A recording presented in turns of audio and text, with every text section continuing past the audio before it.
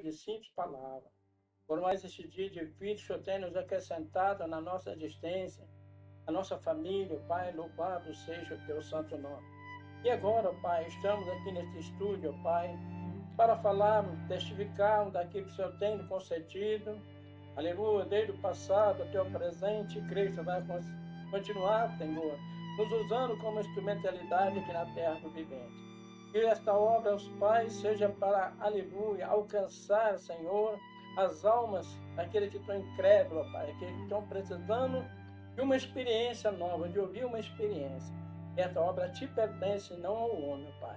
Seja conosco na nossa jornada, na nossa caminhada, na nossa trajetória de vida, Pai. É que eu vos peço, já te agradeço, em nome de Jesus. Amém. Amém. Também sobre um trono branco. E uma coisa muito forte. Mas eu não vou contar, vou deixar para que o senhor conte. O que aconteceu? Muito bem, irmão Marcelo. Foi uma experiência maravilhosa, porque o Senhor estava tratando comigo já há muito tempo, como foi relatado, visões, muitas experiências. E eu, como um homem irascível, implacável com Deus, eu estava sempre desviando da verdade. Achando eu que eu estava dentro do meu segmento religioso, eu estava certo, mas na verdade precisa ter um encontro real com Deus. E dessa forma, Deus agiu de uma forma totalmente diferente. O trono branco se refere a uma visão que eu tive em 1985. Nessa visão, eu estava dentro de um caixão, meu corpo dentro de um caixão, sendo velado pela família, amigos da empresa, vizinhos, parentes. E tudo estava naquela sala da minha casa. Era uma sala ampla. E eu me aproximei do caixão e vi o meu corpo. E eu falava, mas não é possível, é eu que estou nesse caixão. Eu não aceitava aquela situação, como ninguém aceita. E eu chegava para minha mãe, abraçava a minha mãe, mãe, eu estou vivo, por que eu estou nesse caixão? Abraçava a Marlene, as minhas filhas. Só que eu não tinha contato com eles. Não há contato para quem morre, porque na minha maneira de que eu conhecia, do meu lado do espiritismo, eu poderia incorporar naquele corpo, mas eu tentei, negativo. É uma barreira intransponível, que você vê os seres viventes, você não tem contato nenhum. Você vê, mas ouve, não toca. Exatamente. Você ouve, você vê, você fica totalmente isolado daquilo que é real. E eu não me conformava com aquela situação. E eu, meus amigos da empresa, pessoal, eu estou vivo aqui, eu estou vivo, está me vendo? Eu só não estava nem aí comigo. Jamais havia um espírito, mas eu via eles. Ô Marcelo, é uma situação difícil. Muito difícil. É inaceitável. É inaceitável. É uma solidão terrível. Eu não quero passar mais por essa experiência. E aí, eu estava ali tentando contato com um, contato com outro, com a família, abraçava as minhas filhas, era como se eu abraçasse o vento. Eu não conseguia tocar. Até que, por volta de 4 horas, chegou um garoto, de uns 12 anos de idade, estava com a jaqueta do Corinthians, jaqueta jeans, com o emblema do Corinthians nas costas. E ele chegou dizendo, olha, o carro da funerária está chegando aí. E me despertou a curiosidade. Eu fui lá na porta, na sala da minha casa, uma sala ampla. Eu vi encostar na porta da minha sala uma Kombi azul, cortina azul e rendas douradas. E lá do volante saiu um cidadão com uniforme azul e chegou na tampa traseira da Kombi, puxou um carrinho de 3 rodas, encostou na porta e dirigiu até onde estava o meu corpo, no caixão. E ele disse, quem é da família? Aí minha esposa se identificou, minha mãe se identificou. Ele falou, olha, olhou no relógio, são 16 horas e 30 minutos. E o sepultamento, o cortejo vai ser a pé até o cemitério. Está marcado para 17 horas. E eu ali ouvindo tudo. Uma situação totalmente constrangedora. E aí ele falou, vou fechar o caixão. E começou o procedimento, fechando o caixão, foi aquele desespero da família, e mais desesperado foi eu. E colocou aquele caixão naquele carrinho de 3 rodas, e só aquela comitiva, com as coroas de flor, os amigos da empresa, da família, e fomos naquele cortejo até o cemitério. E eu pulava num, pulava no outro, eu não aceitava aquilo lá. Mas eu pensei, eu quero dizer uma coisa, colocar uma observação aqui. Sim. O nosso espírito, ele sente sede, sente fome, sente dor, tristeza, solidão, tudo que nós sentimos nas condições materiais, lá do outro lado, é a mesma coisa. O senhor sentiu também?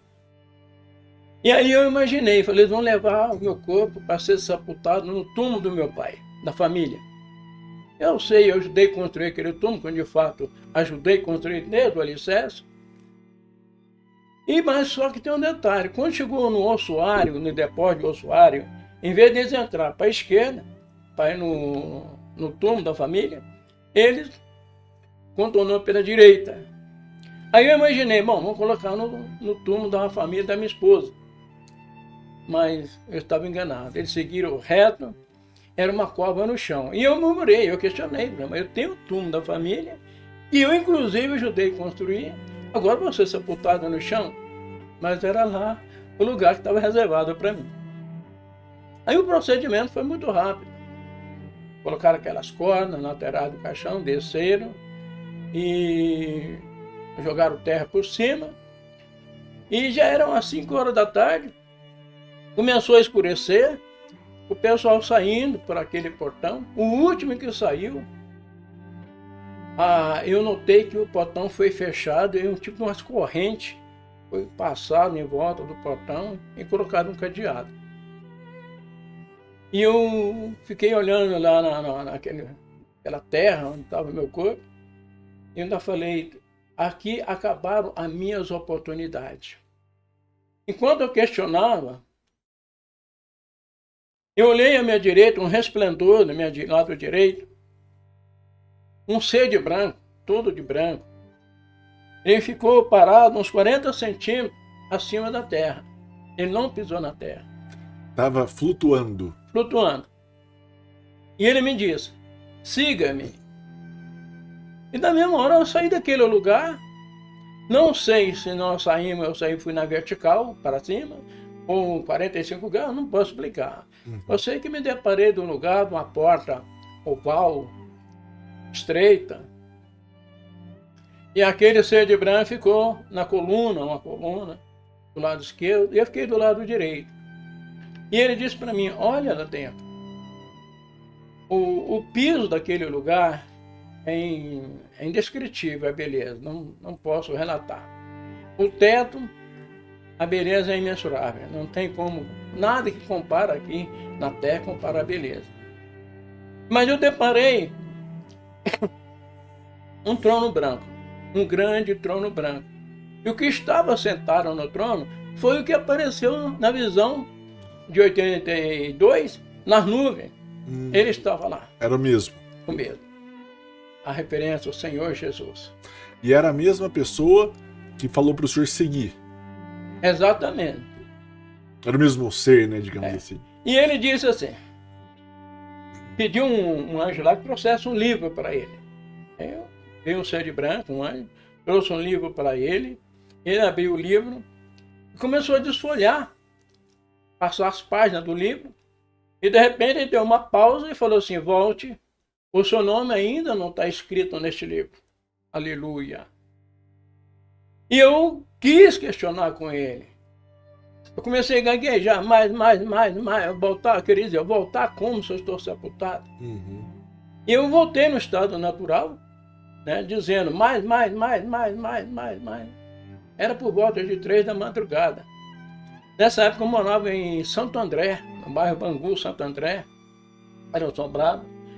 E eu acordei a Marlene e falei, Marlene, eu estou vivo? Está vivo, o que está acontecendo? Eu estava todo molhado de suor. Você está vivo, o que está acontecendo? Aí fui lá, acordei as minhas filhas, acendi a luz do sobrado, fui no banheiro, tomei um banho para Tenho certeza que eu estava vivo. Me belisca. Não cheguei a fazer isso, não. Aí, vi que os ônibus das empresas que coletam o pessoal, os coletivos, estavam circulando na rua, pegando o pessoal para o trabalho. Desci, fui até a garagem, e aquilo ficou marcado. O seu nome ainda não está escrito no livro da vida. Volte. Eu voltei para dar dando esse testemunho aqui. E o outro lado, nós temos um livro que tudo que nós fizemos aqui e deixamos de fazer está relatado neste livro. Foi uma experiência muito forte e edificou muito. Eu passei muito tempo com aquilo na cabeça. Continua até hoje, porque sempre quando eu estou no velório, e chega a aproximar às 4h30 da tarde, já vem aquela imagem. Você está entendendo? Aquela imagem, né? Mas graças a Deus que o meu nome agora está escrito no livro da vida, né? O meu e o teu, o nosso. Irmão Léo, naquela hora, Jesus disse, siga-me. O senhor seguiu ele naquele momento ou ainda não? Não. Ainda não. É o que eu estou falando, mas só teimoso. Teimoso.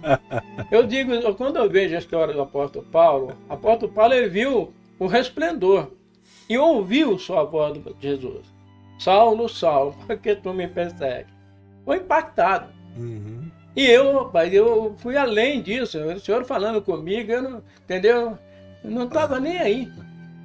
Apesar de ser impactado, ainda não tinha caminhado para esse lado, né? Passava aquela fase, eu continuava na vida, né? De boemia. Mas graças a Deus que a misericórdia dele, no Salmo 136, o salmista Davi diz que a benignidade do Senhor dura para sempre. Ainda bem, né, irmão Léo? Ainda bem, né? Ainda bem.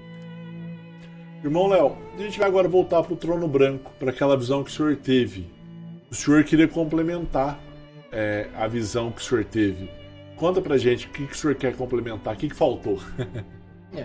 A visão do trono branco, eu só queria fazer uma retificação. Uhum. Entendeu? Essa retificação é o seguinte: na minha maneira de pensar, quando o meu espírito estava fora do meu corpo, vendo o meu corpo no caixão, para mim não havia nenhuma possibilidade de incorporar naquele corpo. Uhum. Apesar que na minha filosofia religiosa, naquilo que eu tinha conhecido, se falava muito em reencarnação. Mas, para mim, naquele momento, não existia nenhuma possibilidade, né, de incorporação ali naquele momento.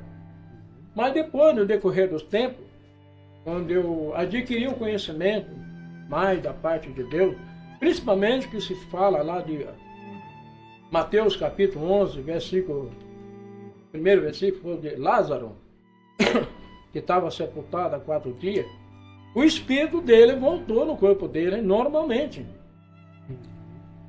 Não sei dizer ao certo se foi uma reencarnação ou uma ressurreição, mas a Bíblia fala de ressurreição. Uhum. Então, para mim não existia, na minha condição não existia meio, mas com o decorrer do tempo eu vi que através de Lázaro e muitos outros, e até mesmo os acontecimentos no hospital, sim, houve a possibilidade da pessoa ressuscitar, o espírito voltar novamente ao corpo, ao estado natural, né? Essa é uma retificação que eu estou fazendo para que não haja uma má interpretação, né? Uhum. De não houver a possibilidade, sim, através de uma ressurreição. Então fica confirmado isso aí. Combinado. Né? E retificado. Retificado. Bom, Léo, agora a gente vai dar um pulo. Né? O testemunho do senhor, ele é mesclado entre a própria vida e as benignidades de Jesus para conosco. Agora a gente vai um pouquinho para a sua vida. Janeiro de 1987, o senhor estava na empresa e foi pedido para o senhor exames. Como é que foi esses exames? Foi tudo certo? Então, Marcelo, aconteceu o seguinte. Eu andava sofrendo uns problemas físicos, dores na perna, cansaço. e a barriga não fazia digestão. E eu vivia de tomar lactopurga direto, laxante. Para mim, a suspeita era de eu ser salito na comida lá da empresa, né? Mas fui protelando, fui levando, né? Mas eu não sabia que o caso era sério. E quando foi o dia, o médico da empresa pediu que todos nós fizéssemos um check-up médico, exames médicos laboratório. E nós fizemos, eu fiz, e vi o resultado de todo mundo. O meu não apareceu. E um dia o enfermeiro, passou 15 dias, o enfermeiro falou para mim, falou, Léo, Neves, o teu exame não chegou aqui no nosso laboratório. Você já pegou? Eu falei, não peguei, não estou sabendo de nada. Mas aquilo passou batido, né? Passou mais 20 dias, a assistência social ligou lá em casa e queria conversar comigo urgente. Aí eu falei, pois não. Ela falou, olha, o doutor Nelson está pedindo para você vir na empresa, que ele precisa falar com você. O médico da empresa ficava lá ó, durante 8 horas na empresa para atender os casos dos funcionários. Aí eu fui imediatamente, cheguei lá, ele me chamou na sala, me apresentou alguns exames, falou, esse exame aqui eu avaliei, agora esses dois aqui, está no envelope fechado, você vai procurar um melhor cardiologista do convênio, no caso era a MESP. E aí já falou com a Senira, a assistência social falou, Senira, marca uma consulta para ele urgente, com o melhor cardiologista do convênio. Ela já foi no telefone, ligou e falou para mim, ó, marcado amanhã para as 10 horas da manhã. E no dia seguinte eu compareci no consultório do médico, doutor Jonas Lanon, e ele entreguei aqueles envelopes para ele. Ele abriu um dos envelopes, foi lá, pegou uma lanterninha, abriu meus olhos, ainda pensei, falou, será que a assistência social marcou errado? De cardiologista, oftalmologista. Mas tudo bem, vamos deixar ele examinar meu olho. Ele estava vendo a morte nos meus olhos, pelo diagnóstico, resultado dos exames. Aí abriu outro envelope. Olhou, vamos fazer um eletro? Aí foi lá na outra sala, fez 3 eletros. Ele inconformado, ele pegava, olhava. Vamos fazer mais um? Não, mas para ele estava vendo um fantasma. Porque na condição que eu estava, não era para estar ali. Fisicamente, não. Aí voltamos para a sala, outra sala, e falou, olha, no exame de sangue constata que você está com machado guerreiro. Aí eu, na minha ignorância, falei, doutor, mas o que é isso? É macumba? O que é? Não, você está com doença de Chagas.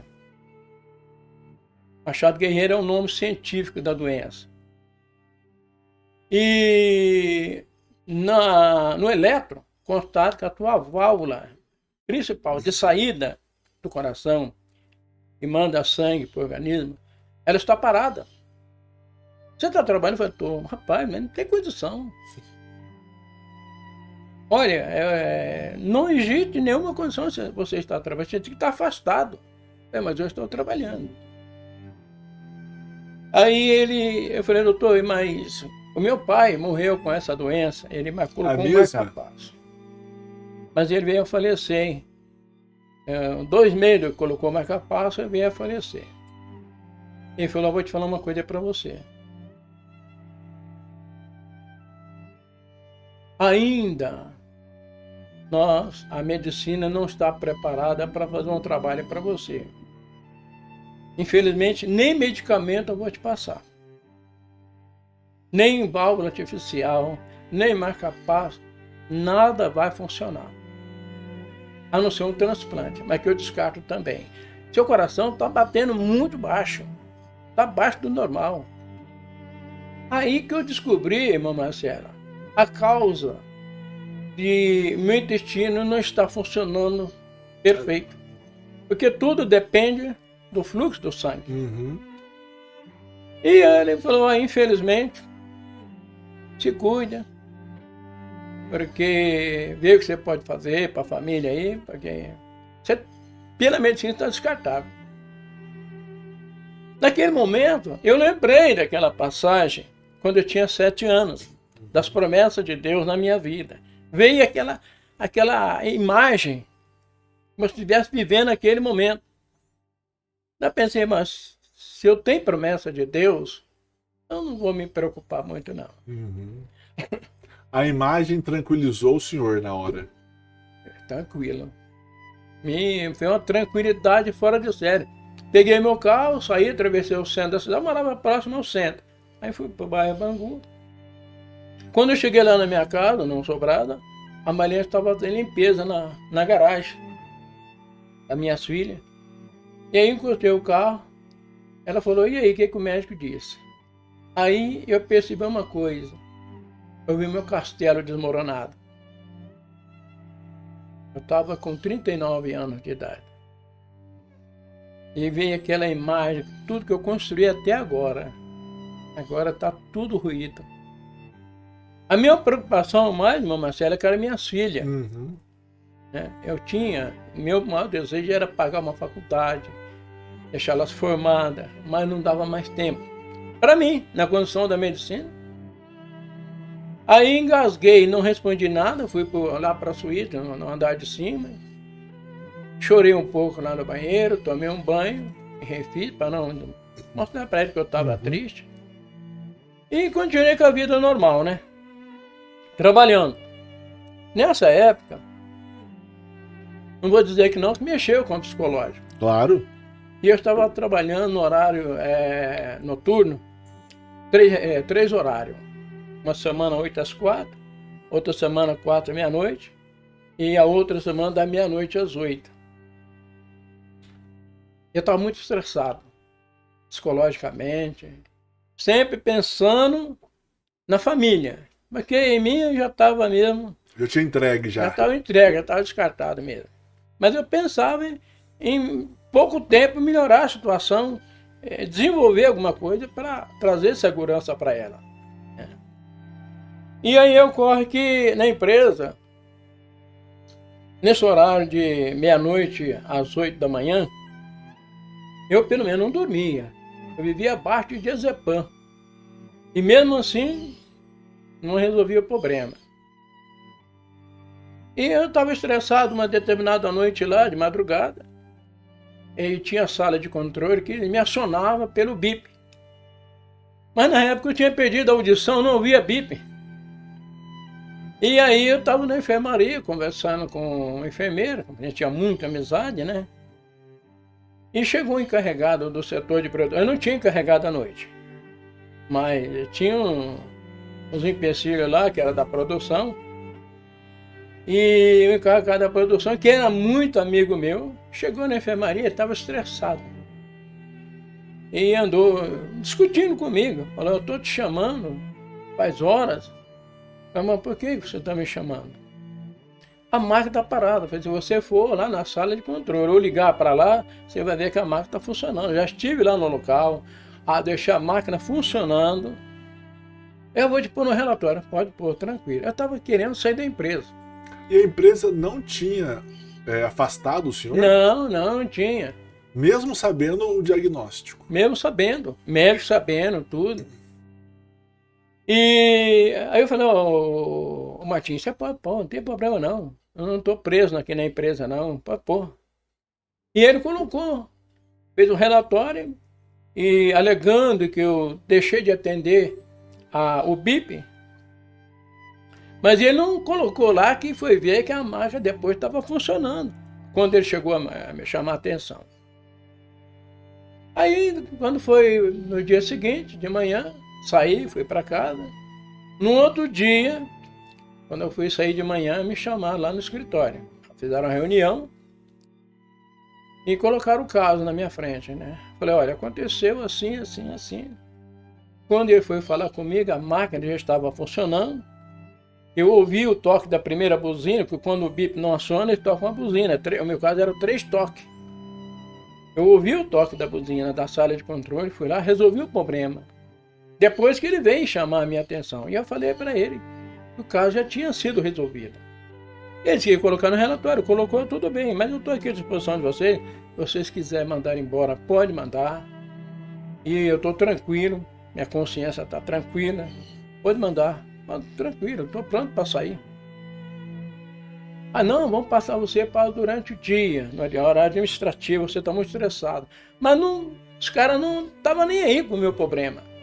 Tem que ter afastado, mas não, muda o horário. Exatamente. Aí passaram para o administrativo. E naquela semana, pai, depois de uma semana, eu não sei o que aconteceu com esse cara que me escreveu lá no relatório. Ele ficou tão desorientado, ele saiu da empresa. Não sei se mandaram embora, eu sei que ele saiu. Entendeu? Não sei se ele pediu demissão, não sei. Eu sei que ele não ficou mais na empresa, né? Depois de 15 dias. E aí eu passei a trabalhar só durante o dia, né? Uhum. Só no horário administrativo, das 8 da manhã às 5 da tarde. Foi durante um ano, até 1988. E aí as coisas deu uma melhorada, né? Porque o horário administrativo, já não dormia melhor à noite. Mantinha uma rotina. Mudou a rotina, né? De trabalho, até dentro de casa também, né? Porque a camarada que não dorme, eu ficava estressado, ficava nervoso com as minhas filhas, qualquer barulhinho para mim era motivo para alterar, né? Uhum. Mas graças a Deus que foi um ano de mudanças, né? E tudo está aqui na cabeça. Sim. Né? Quando você dorme bem, você acorda bem, você vive bem, né? Manuel, então não teve tratamento e nem afastamento. Não houve. De 87 para 88. Aí em 88, o senhor está indo para a cidade de Venceslau Braz. Exatamente. Um ano depois. Eu tive que viajar sabendo, né? Porque eu sabia que eu tinha que me distrair um pouco. Né? Eu peguei férias, peguei 35 dias de férias. Peguei férias em janeiro de 88. E quando foi dia 1º, dia 2 de janeiro, eu falei, Marlene, vamos lá para Venceslau Braz. É uma zona rural, parente dela lá no Paraná. Vamos distrair um pouquinho a cabeça. E passei uns dias muito bons lá, porque eu gosto da parte da natureza, contato, e o pessoal muito bacana. E aí, quando foi no dia 15 de janeiro de 88, retornamos para Santo André. Só que nesse retorno, era por volta de meio-dia, eu estava na Castelo Branco, e de repente, eu fui arrebatado, meu espírito foi arrebatado. Eu fui lá na empresa, no meu setor. Estava lá a cúpula, fazendo uma reunião, tratando do meu caso, para me impressionar a voltar a trabalhar de revezamento. Eu participei de toda a conversa. E voltei para o meu estado natural. Dirigindo, Marlene, eu fui lá na empresa, agora aí deu branco, você dormiu no volante, o quê? Não dormi não. Se eu dormir também, um anjo entrou aqui dentro para dirigir o carro. Alguém dirigiu e não estava. Alguém dirigiu no meu lugar. Contei todos os detalhes para ela. E o senhor falou comigo, eu vou te tirar da empresa, não ceda os caprichos deles. E cheguei em casa, eu voltei a trabalhar no dia 4 de janeiro, aliás, de fevereiro. E no dia 15 de janeiro, né? Dia 4, eu voltei a trabalhar. Uhum. Dia 15. Dia 15 de janeiro, né? Você viajou do começo de janeiro ao meio de janeiro. Eu estava voltando, aconteceu isso, né? Mas você foi mais uns dias de férias? Foi 4 dias depois. 4 dias depois? Dia foi 19, então. Dia 19 de janeiro. Eu voltei a trabalhar. Mas para mim, quando eu voltei, eu estava vivenciando o real. Sabe o que eu fiz? Fui lá no vestiário, peguei meus uniformes, os equipamentos do EPIs, guardei tudo para devolver na almoxarifado. Eu já estava decidido em sair da empresa. Mas eu não poderia devolver antes de chegar a carta de demissão. Peguei minhas ferramentas, comecei a limpar, conferir, né? Aí fui no almoxarifado, falei, vou devolver. Não, cadê o papel de demissão? Cadê? Eu falei, não, mas eu vou sair. Não, mas tem que ter o papel. Nós vamos receber a tua ferramenta. Não, então confere. Não, não, só depois. Enquanto eu estava nessa trânsito toda aí de devolver, não devolver, chegou o encarregado. Neves, vou entrar na sala, quero falar com você. Falou, olha, o que eu vou ouvir da tua boca, eu já ouvi no dia 15. Portanto, que eu vou ouvir lá, eu posso ouvir aqui, aqui na oficina. Aqui. Não, mas vou entrar na sala. Não, pode falar aqui. Olha, eu participei da reunião de vocês aí no dia 15, meio-dia. Ouvi tudo que vocês falaram. E a minha resposta é não. Não vou voltar para o revezamento, horário de revezamento. Mas você tem um contrato com a empresa, contrato que eu posso reincidir a qualquer momento. Ainda que me custe uma multa, mas eu tenho a liberdade de reincidir o contrato. Uhum. Você tem um compromisso com a empresa. Eu falei, olha, meu compromisso é com Deus. Aí eu lembrei do meu Criador, né? Bom, então vou ter que te levar lá na diretoria. Eu falei, eu já estou indo. Aí eles saiu correndo na frente. Chegou na sala do gerente. E eu já bati na porta, abri e ele estava fazendo a minha caveira. O Neves está irredutível. Já falei com ele, ele não me viu lá na porta. Ele está irredutível, ele não quer voltar a trabalhar de turno. Eu falei, senhor Jerônimo, dá licença. Ô, Neves, boa tarde. Bom dia, bom dia. Falei pro cara, dá licença, eu quero conversar com ele em particular. Aí o camarada saiu. Senta aí, Neves, vamos conversar. Neves, nós chegamos à conclusão que você precisa voltar para o horário de revezamento. A pessoa que entrou no teu lugar e não está correspondendo na área técnica.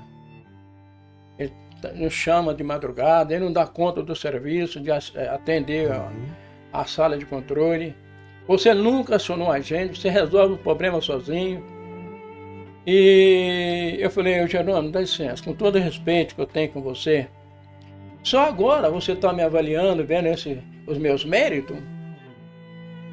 Faz mais de 6 anos que eu estou sendo mal avaliado por esse cidadão que esteve aí. Não, nós chegamos à conclusão, nós vamos fazer um reajuste do teu salário, vamos te dar isso, te dar um prêmio para você, e você vai liderar. Eu falei, olha, dá licença, eu não quero saber de liderança, eu não quero prêmio, não quero salário alto, eu quero sair da empresa. Sabe por quê, Geraldo? Esse cidadão que saiu aí, ele é uma pedra de tropeço na minha caminhada profissional. Quando eu entrei aqui, eu fiz teste. Fui aprovado pelos meus testes. Eu vendo serviço para a empresa, mas eu não vendo o meu caráter, o meu perfil para ninguém. Se eu permanecer na empresa, eu vou matar ele. Ou ele vai me matar. Eu tenho família e ele tem também. Então a melhor coisa é eu sair. Mas pensa um pouco, falei, não, já estou decidido. Eu participei da reunião, Jerônimo, há 15 dias atrás, ou seja, 19 dias atrás, eu participei. Eu tomei conhecimento de tudo que vocês falaram sobre esse assunto. Portanto, infelizmente, a minha palavra é não. Se você quer ser meu amigo, me dispensa o mais rápido possível. Eu estava decidido, né? Uhum. Aí quando foi no dia, 5 dias depois, eles me dispensaram, no dia 24. Aí eles dispensaram. Dispensaram. E aí eu já peguei e falei, olha, vou para Poços de Caldas, vou morar em Poços de Caldas. Se quiser de morrer, eu vou morrer lá. Por que Poços de Caldas? Poços de Caldas, eu vinha sempre aqui, todas as minhas folgas, todo mês eu estava passeando por aqui. A minha cunhada morava aqui no edifício Capri, e nós ficávamos aí 5 dias, pegava 5 dias de folga, né? Uhum. E a gente vinha para cá.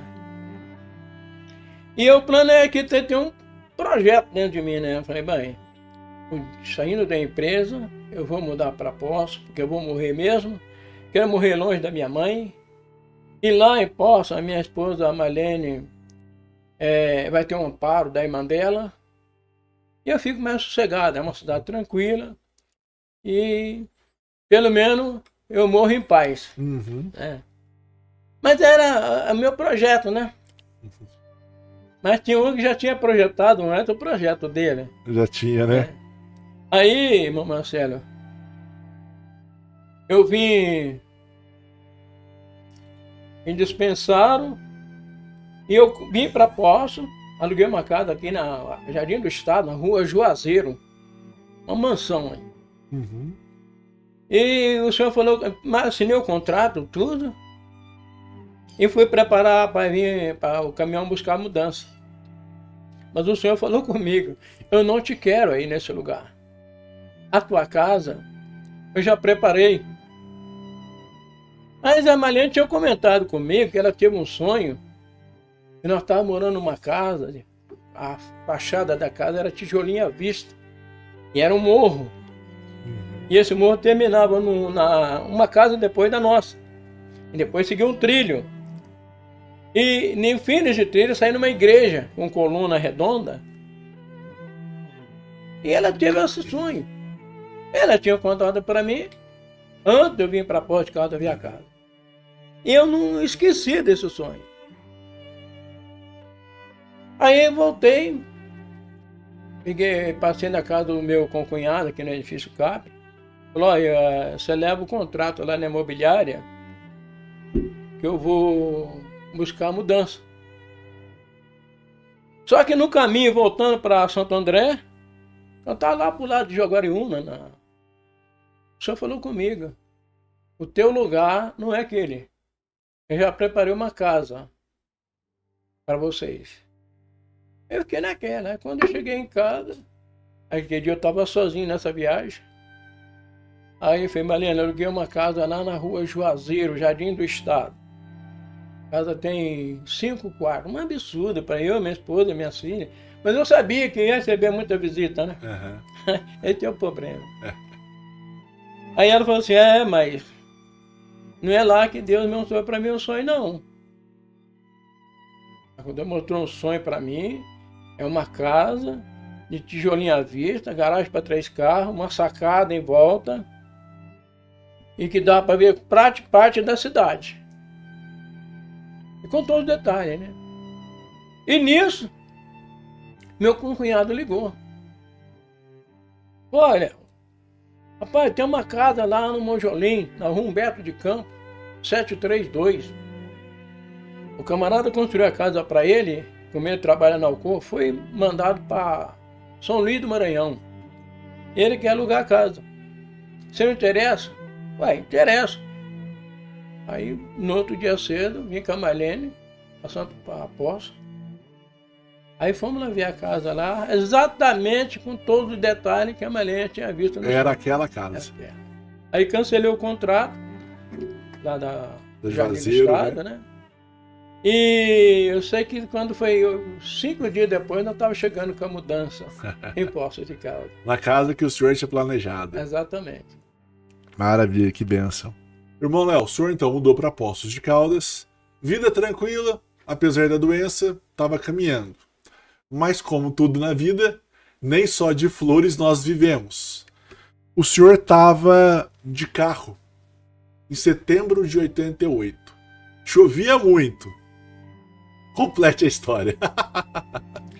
Pois é, Marcelo, eu estava na época eu tinha comprado um Fusca 80 e a minha esposa começou a trabalhar aqui em Poços, negócio com artesanal, flores artesanal. Aí ela falou assim, vamos lá no Ceasa, em Osasco, São Paulo, só comprar umas mercadorias lá. Falei, vamos, eu passo Santo André também para ver a restituição de imposto de renda, para ver se está lá ou se eles mandaram para o banco aqui de Poços. Bom, nós saímos, deixamos as meninas aqui no edifício Capri, com a minha cunhada, e dirigimos para Osasco, no Ceasa.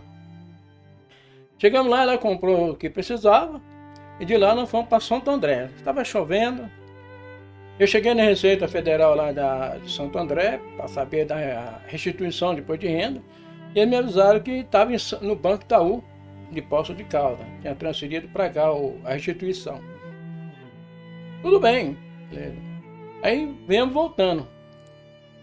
E eu estava com muito sono. Então, quando eu vou viajar assim, cedo, eu perco o sono, eu fico mais, né? Ansioso, aquela né? expectativa, né? E o Fusca, você sabe, né? Já não tem visão. O vidro é embaçado, não tem desembaçador. E o limpador, a maior velocidade. Eu só que o tema lembra assim, olha o ônibus. Eu não vi mais nada, eu só via batendo, um ônibus subindo. Era para mim parar, mas não via a faixa, pare, cada chuva. Aí eu tirei o meu lado, para não bater de frente na lateral do ônibus. E nisso que eu tirei o lado direito, onde estava a Marlene, amassou tudo. Os paralamas, os 2 paralamas, a porta, o capô traseiro do motor, aquela parte traseira, levantou, amassou e desceu um Monza, sentido contrário, Que e também... arrebentou o meu lado esquerdo.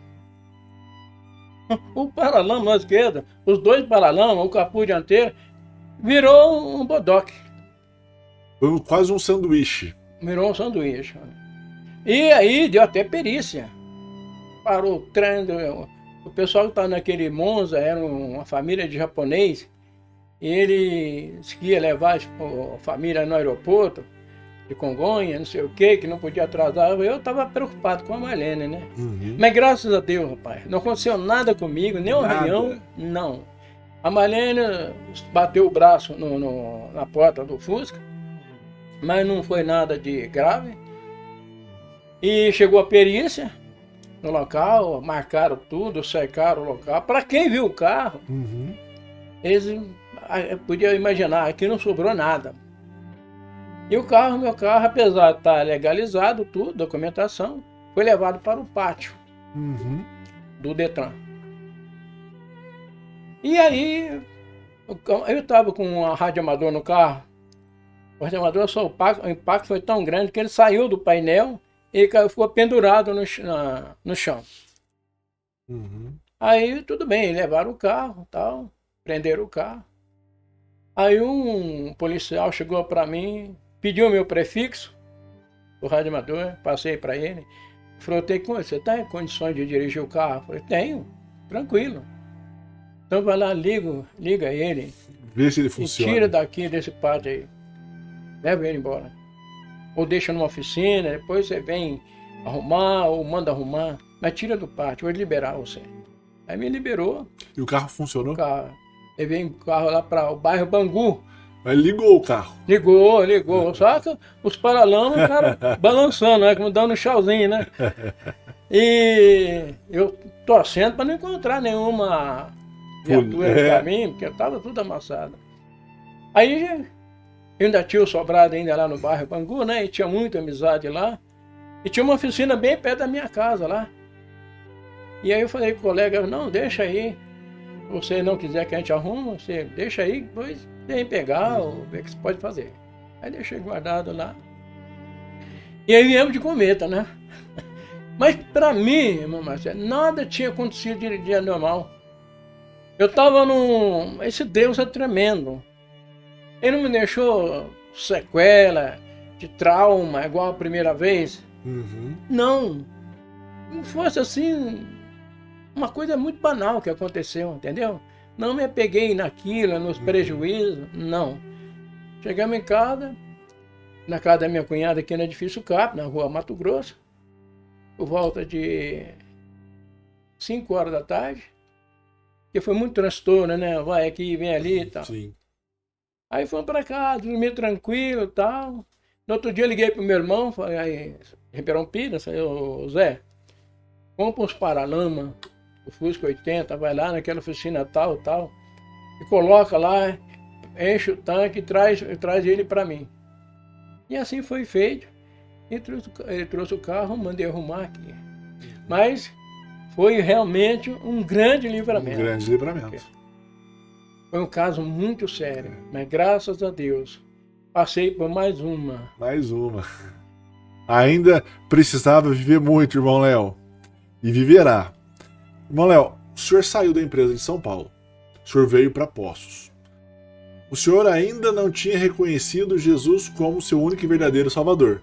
Mas já o ouvia, e já fazia o que ele te pedia. E ao mesmo tempo, o senhor estava com a doença afetando o coração do senhor. E sem renda. Como é que o senhor viveu essa época em Poços, que o senhor não estava ainda totalmente convertido e ao mesmo tempo precisava de um emprego, mas sabia que ia ser difícil? O senhor até relata de uma forma bonita no livro isso. O senhor lembra como que é? Como é que foi? Tranquilo. Deus, quando está na vida da gente, a gente está dentro dos projetos dele, Marcelo. Nós não temos que preocupar com nada. Eu não estava preocupado com nada. Eu tinha um bom poder aquisitivo, eu trouxe um bom dinheiro de São Paulo. E em 89, eu cheguei em 88, apliquei o dinheiro no Over e no Open, para não ficar o dinheiro parado, até procurar uma casa mais ou menos aquele, dentro dos padrões que a gente está acostumado a ter, né? E deixei o dinheiro lá no banco. E quando foi numa sexta-feira de agosto de 89, eu fui no banco para saber meu saldo. Pensei que tinha um montante lá, né? Cheguei lá, eu estava com apenas 4.700 cruzados. Ali que o gerente me escuta, onde está o meu dinheiro? Eu falei, não deu nenhuma solução, tudo bem. Sumiu o dinheiro? Hã? Sumiu o dinheiro? Sumiu, ficou só 4.700. Na época, cruzados novos. Aí eu cheguei em casa, não comentei nada com a Marlene, falando com meus botões aqui. Se eu não comprar nada essa semana com esse dinheiro, eu vou voltar para Santo André. Mas era meu pensamento. De Deus não era para me voltar, não. Aí, e eu conversando comigo mesmo. Aí eu desci na cidade, comprei um jornalzinho do negócio, lembra aquele jornalzinho que saía? Hoje não tem mais, né? Eu acho que ainda tem, mas online, pela internet, uma coisa diferente. OLX, né?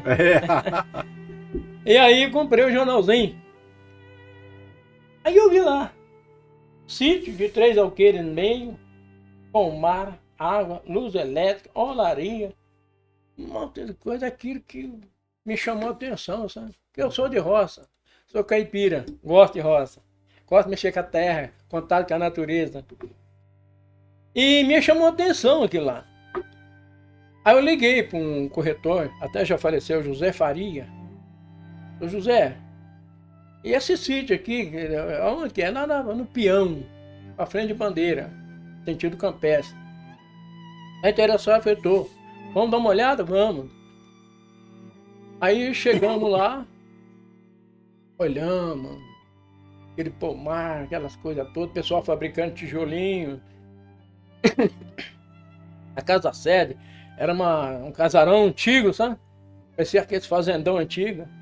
Tinha 3 casas de colônia, água, mina, aquela coisa toda. Eu comecei a andar lá nas terras lá.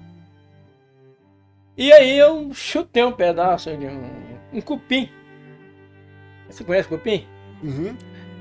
E peguei aquele com a terra, amassei na mão. Aí o corretor falou, vai me dizer que você está querendo plantar alguma coisa aqui. Falei, se eu ficar com essa terra, eu vou fazer isso. Falei, isso aqui não dá nada, porque não plantaram. Não desse nada, aí não estava cheio de árvore, aça-peixe.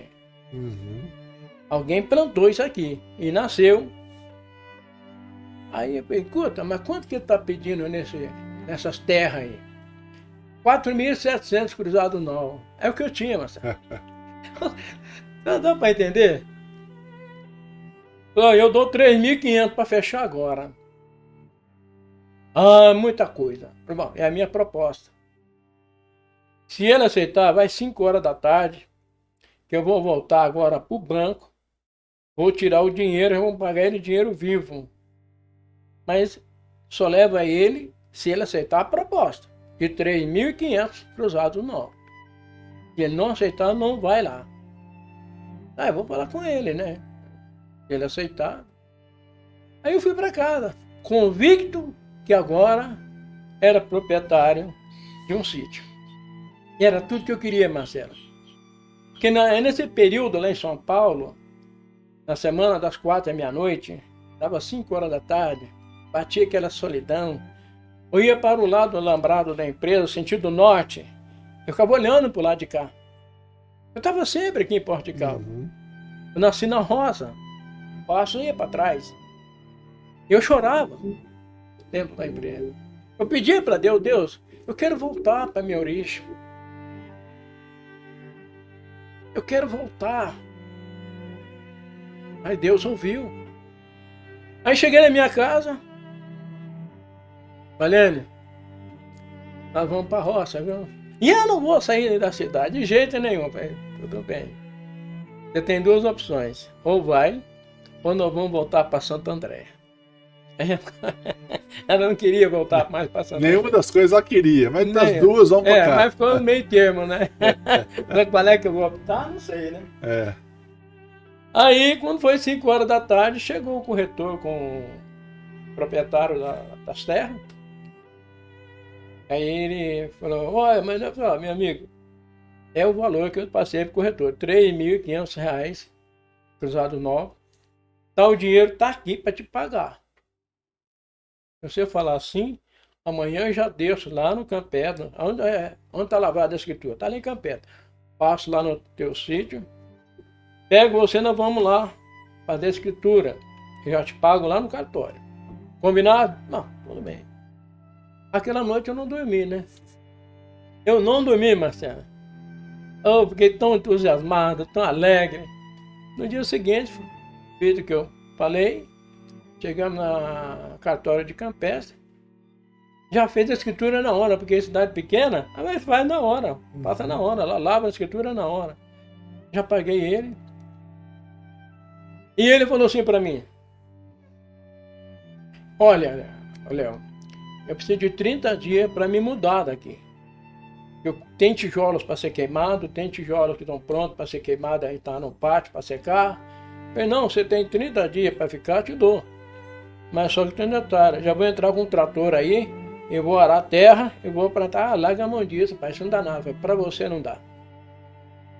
Aí, na outra semana, eu fui em Campestre, contratei um tratorista, foi na parte mais, uma subidinha assim, arou um alqueire de terra, na beira do rio, mandei arar também, lá plantei milho.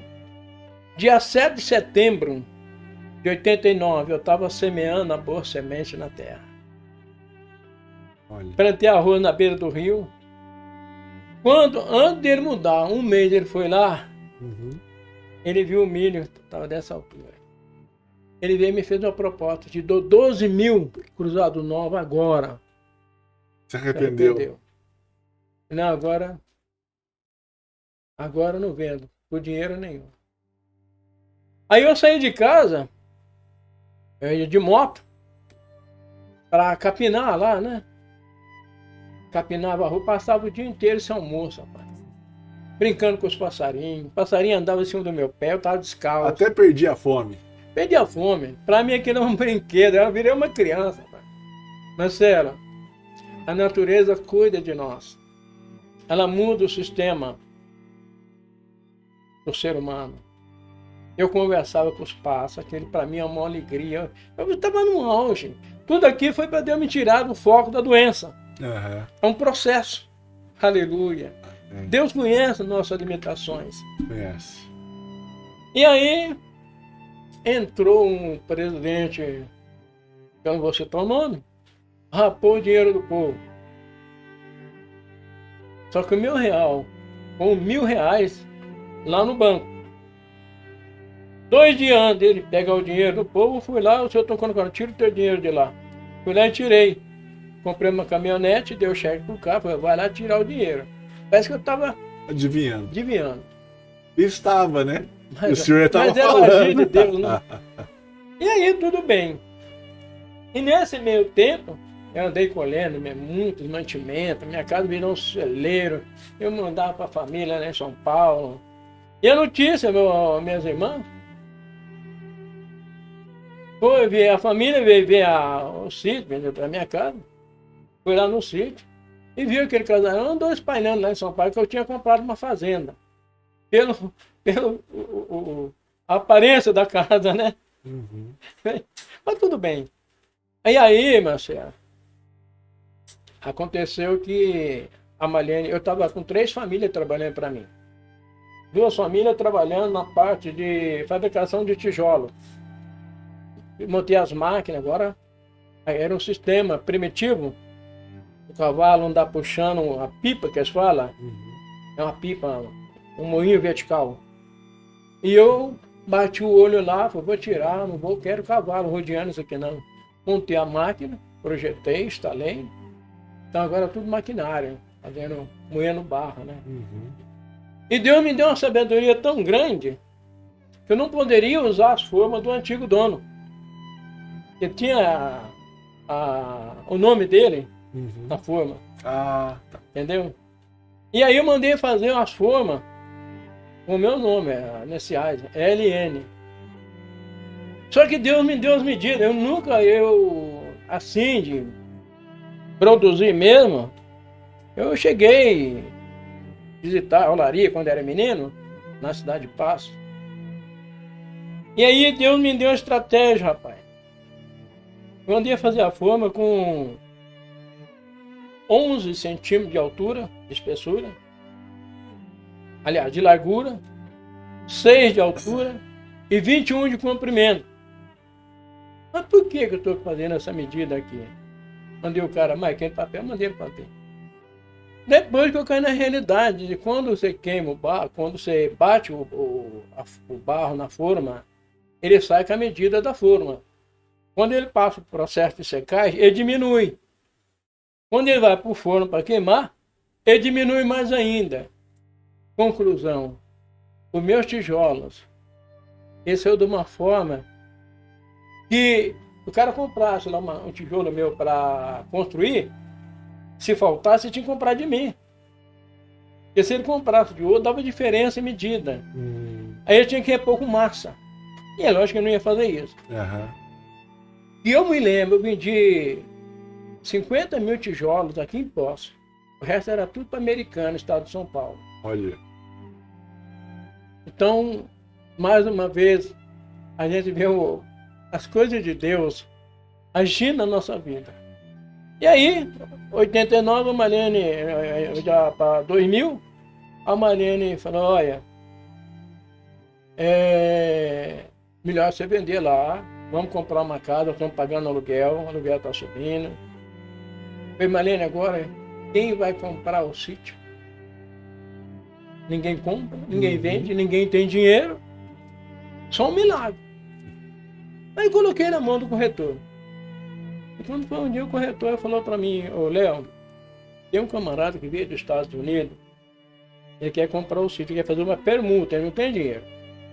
Eu tenho uma casa de 254 metros de área construída no Jardim Country Club, primeira greva. E ele toca com você no sítio. Você aceita a proposta?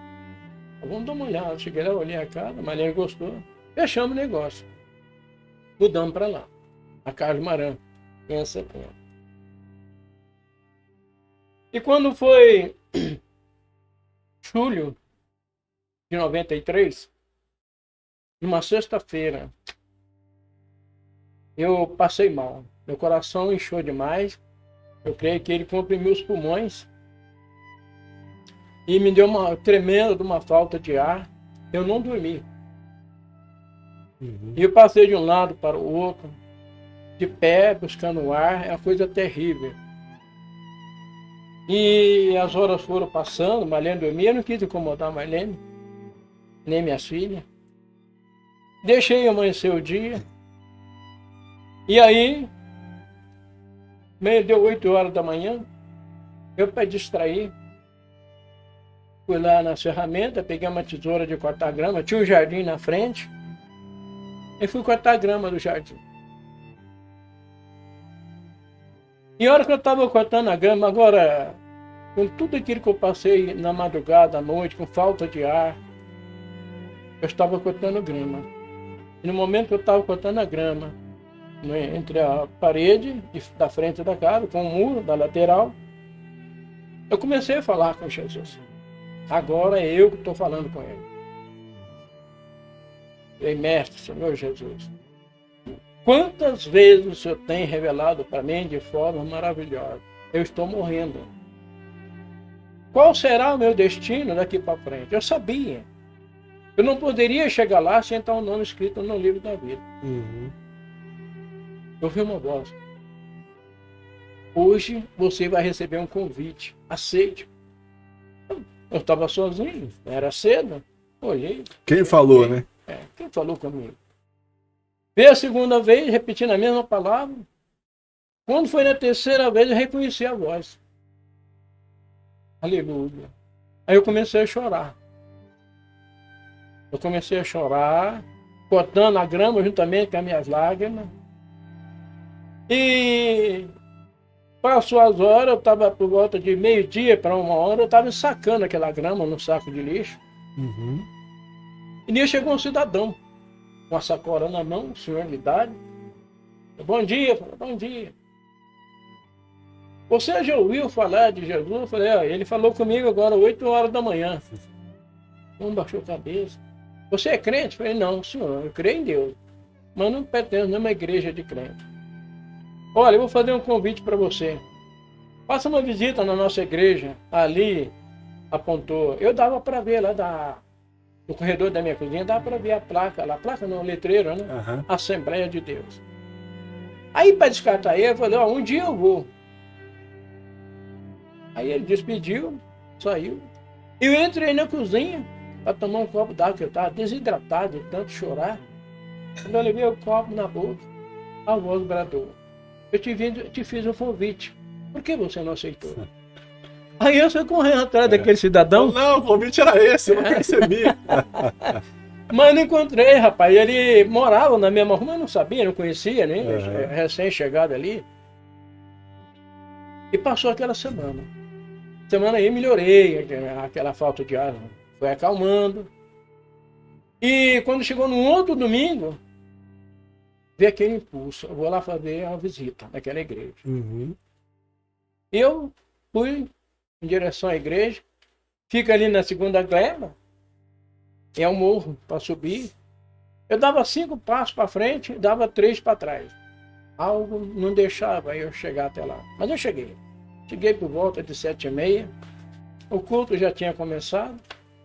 Eu sentei na última cadeira. Era uma cadeira de Eucatex, bem fraquinha. Muito simples. A igreja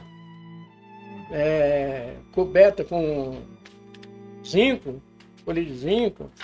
Ainda estava inacabada, tijolinho, piso de cerâmica vermelha. Muito simples.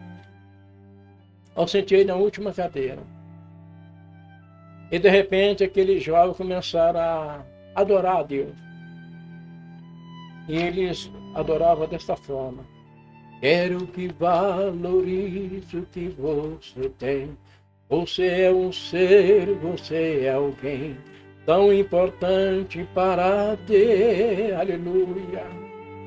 Eu quero falar do valor que você tem.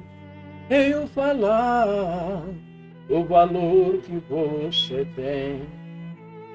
E aquilo falava comigo, no mais profundo da minha alma. E ali, chegou na hora da apresentação do visitante, o pastor, muito humilde, lá no púlpito, falou, tem alguém nos visitando pela primeira vez? Fica de pé e dê um sinal. Eu olhei, não tinha ninguém. Uma voz falou, fica de pé. Mas não era ninguém que estava perto de mim. É uma voz diferente. Aí eu fiquei de pé, levantei minha mão.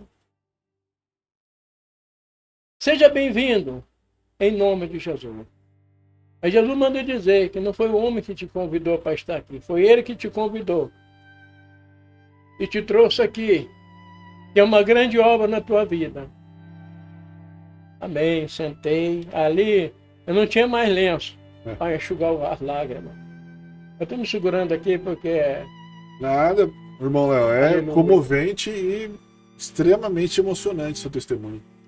E aí, foi passando os louvores das irmãs, que ele mexia comigo. Um dos louvores que me mexeu muito também Foi o hino 39, Alvo Mais Que a Neve. E aí, na hora da palavra, ele pregou, tudo que ele pregou foi exclusivamente para mim. Parece que eu estava sozinho, eu e aquele homem. Né? Ele falava a minha vida, mano, não para denegrir, mas algo assim, não dá para explicar. E no final do culto ele falou, por acaso você, visitante, gostaria de aceitar Jesus como teu Salvador?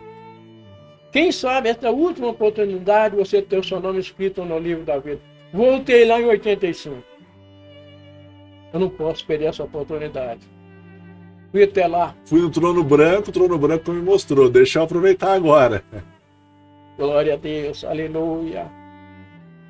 E quando eu chego lá, que eu aceito Jesus como meu Salvador, eu senti uma mão bater no meu peito esquerdo, lado esquerdo. Eu ouvi uma voz. Eis que eu, Senhor, estou tirando um coração de pedra e colocando um coração de carne. Oh, e tu farás a minha obra. Amém. Eu saí dali da igreja. Eu já não era mais aquele Léo carnal. Uma transformação radical. Parecia que eu era uma gaivota. Eu fui purificado por dentro. Aleluia. Amém. Tudo que estava de errado, de pensamento, para mim tudo era amor. Um mundo totalmente diferente. E quando eu chego em casa, alegre, feliz, a Marina perguntou para mim, onde você foi? Eu falei, fui na igreja, eu aceitei Jesus como meu Salvador, eu quero o divórcio. Na mesma hora. Na mesma hora. Se você perguntar isso para ela hoje, ela não sabe, porque a incorporação, o bicho incorpora, e o espírito da pessoa sai do corpo. Sai de lugar, né? Exatamente. Então a pessoa não lembra o que falou, não sabe o que falou. E deu uma dor de cabeça nela tão grande, era que eu na cama, e o Senhor falou comigo, repreenda em meu nome, que não é ela que falou. Eu farei uma grande obra, com o decorrer do tempo. Tu passará por muitas humilhações, mas tem bom ânimo, que eu vou completar a obra. Aleluia. Naquele momento, então, o senhor aceitou a Jesus, mas sabia que os desafios estavam só começando também. Exatamente. Vai só complicando. Por quê?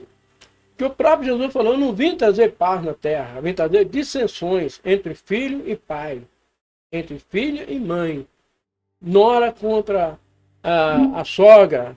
É um conflito familiar. Porque você recebe aquela luz e quando você está no ambiente de trevas, há uma repulsa, há um impacto muito grande. Se a pessoa não tiver estrutura, ele se perde. E aí, eu tinha um arsenal de disco, de vinil, fita cassete, dos Bee Gees, os Beatles, Holliton, todo esse pessoal de rock, eu tinha em casa. Era muito fanático nessas coisas. No dia seguinte, na segunda-feira, foi um foco massa. Queimei tudo. Eu tinha um quadro, eu tinha comprado na feirinha aqui, de um homem com manto azul, os olhos verdes, cabeludo, batendo numa porta. Supostamente, na minha ignorância, que ele era Jesus. Mas Jesus que eu conheço é diferente. Aleluia. Eu fui pegar o quadro para queimar, mas ele grudou em mim. Não faça isso, você está ficando louco. Aí a minha filha chegou e falou, pai, eu vou levar para o meu quarto. E no quarto da minha filha Andréia, ela tinha lá os pôster daqueles roqueiros, cheios de tatuagem, aquela coisa. Eu quis quebrar, eu falei, não, pai, só pode quebrar o que é do senhor, eu respeito. Mas esse quadro aqui, deste homem, eu vou levar para pegar para mim. E esses quadros aqui, esses pôster, por favor, não mexe não, pai. Aí o Espírito Santo tocou. Filho, não é por força nem por violência, mas pelo meu espírito. Fique em paz. Acalma teu coração. Acalma o teu coração. Aí, calmei. Aí, eu queria que a minha família se convertesse de qualquer jeito. Claro. O senhor queria que eles vislumbrassem tudo que o senhor estava sentindo também. Exatamente, queria que eles sentissem a mesma experiência, porque é coisa tremenda, meu Marcelo. Você sai fora do mundo, entendeu? Você vê um mundo totalmente distorcido, um mundo de... você quer mudar o mundo. Uhum. Então, e o meu habitat é na casa dos irmãos. Um dia a Maria chegou para mim e falou, ó, pega o colchão, a tua roupa, vai para casa dos teus irmãos. Eu tinha que engolir tudo isso. Mas com paciência. Né? Sabia que tinha um conflito ali também, espiritual. É uma guerra, né? Um conflito. É uma guerra tremenda. E aí, um dia eu ia para a sala, ela ia para a cozinha. Eu ia para a cozinha, elas iam para a sala. E em casa eu estava perdidinho, não tinha aquele ambiente. Uhum. E aí um dia eu falei, vou queimar essa televisão. O senhor falou? Falei. Aí a televisão, arrumei a tomada lá 220, a televisão é 110, liguei ela no 220, ela não queimou. Liguei várias vezes, mas por que não queima? Aí acabei voltando ela lá pro 110, furar, tive que tirar o trabalho de mudar a rede, né? E aí, Marcelo, essa foi em meus primeiros passos. E a televisão não queimou? Por quê? Hoje eu não tenho a noção, eu creio que não seria dessa forma, né? Não era seria para dessa agir. forma, exatamente. O senhor ia aumentar os conflitos, É. não ia apaziguar. É gente coisa, Marcelo, que nós mesmos extrapolamos. Nós queremos fazer a vez de Deus, passar na frente de Deus, mas não é essa. Com aquela vontade de fazer com que eles vivenciassem o que o senhor estava vivenciando, o senhor extrapola. Aí começa a cometer excessos, né? É exatamente, que ele começa a agir, achando que está agindo pelo espírito, mas está agindo pela carne, né? Uhum. Então, a gente não quer esperar, a gente quer... o ser humano, por si mesmo, ele já é ansioso, né? Uhum. Ele quer se apressar das coisas. Aí um dia Deus falou comigo, olha, você há tantos anos vem falando contigo e você pediu para mim jogar uma luz no teu lar. Quanto tempo você ficou nas trevas? Eu querendo jogar luz em você. E você não aceitou. Agora imagine, só vai me instruindo, né? Se você ficar num compartimento escuro há muito tempo, e se eu jogar luz em você, eu vou te cegar. Uhum. A minha obra é com o decorrer do tempo. Como foi na tua vida, atentamente será na vida dos seus. Tenha paciência, aceite a situação. E aí eu fui me acalmando o meu coração, né? Fui indo.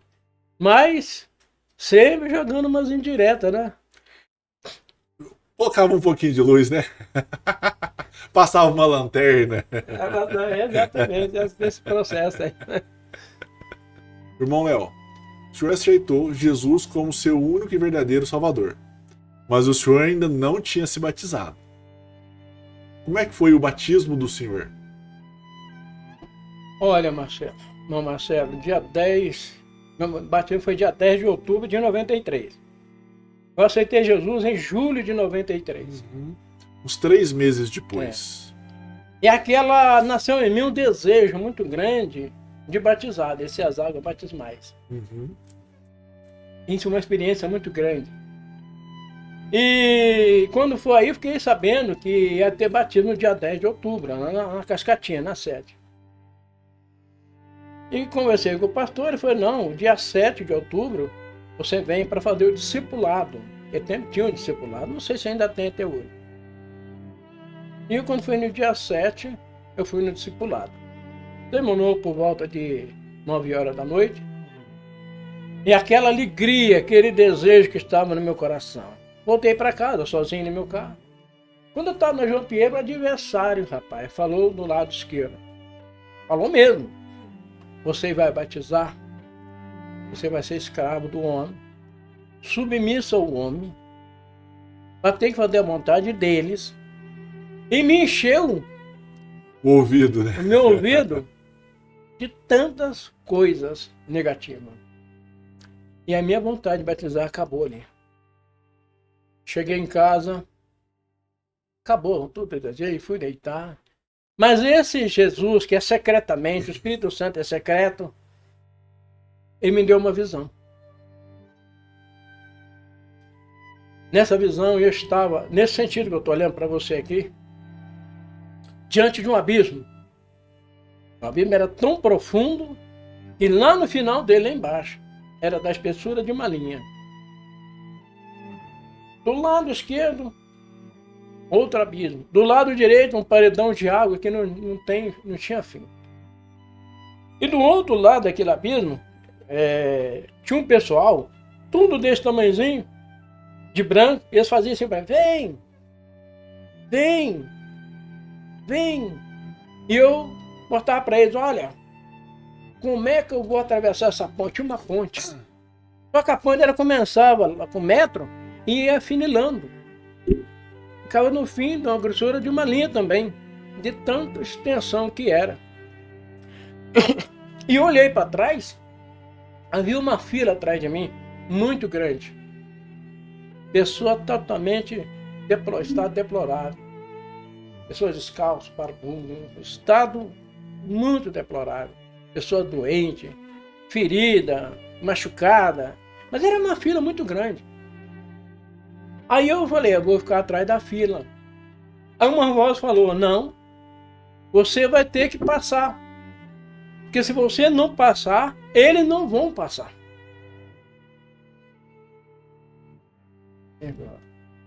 Aí eu peguei e falei, se tivesse pelo menos uma mão para segurar a minha, e acordei.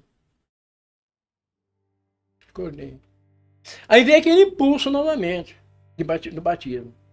Dia 10 de outubro, eu estou lá, com mais 39 candidatos. Naquela eu usava um bigodão, sabe? Maior que o teu, né? Punch Villa. E eu estava lá no meio da turma. Naquele tempo tinha uma banda que tocava, né? Os hinos, mas era banda, aqueles trombone, aquelas... Banda, né? Hoje tem banda, mas é guitarra, é outras coisas aí. E aí, cada vez que eles desciam um candidato para o batismo, a banda tocava o hino. Quando chegou a minha vez, a banda tocou o hino. Inclusive, o sábado agora, lá no culto, a irmã pediu esse hino. Hino 33 da harpa. Com tua mão, segura bem a minha, pois eu sou fraco, sou o Salvador, que não me atrevo a dar nenhum só passo sem teu amparo, meu Jesus Senhor. A banda tocou esse hino, justamente que eu estava questionando, se tivesse uma mão para segurar a minha. Respondido, né? Aí, Marcelo, foi um dia glorioso, aleluia, mais um toque do Espírito Santo. Foi um dia que não tem como explicar, sabe? Me tornei uma nova criatura.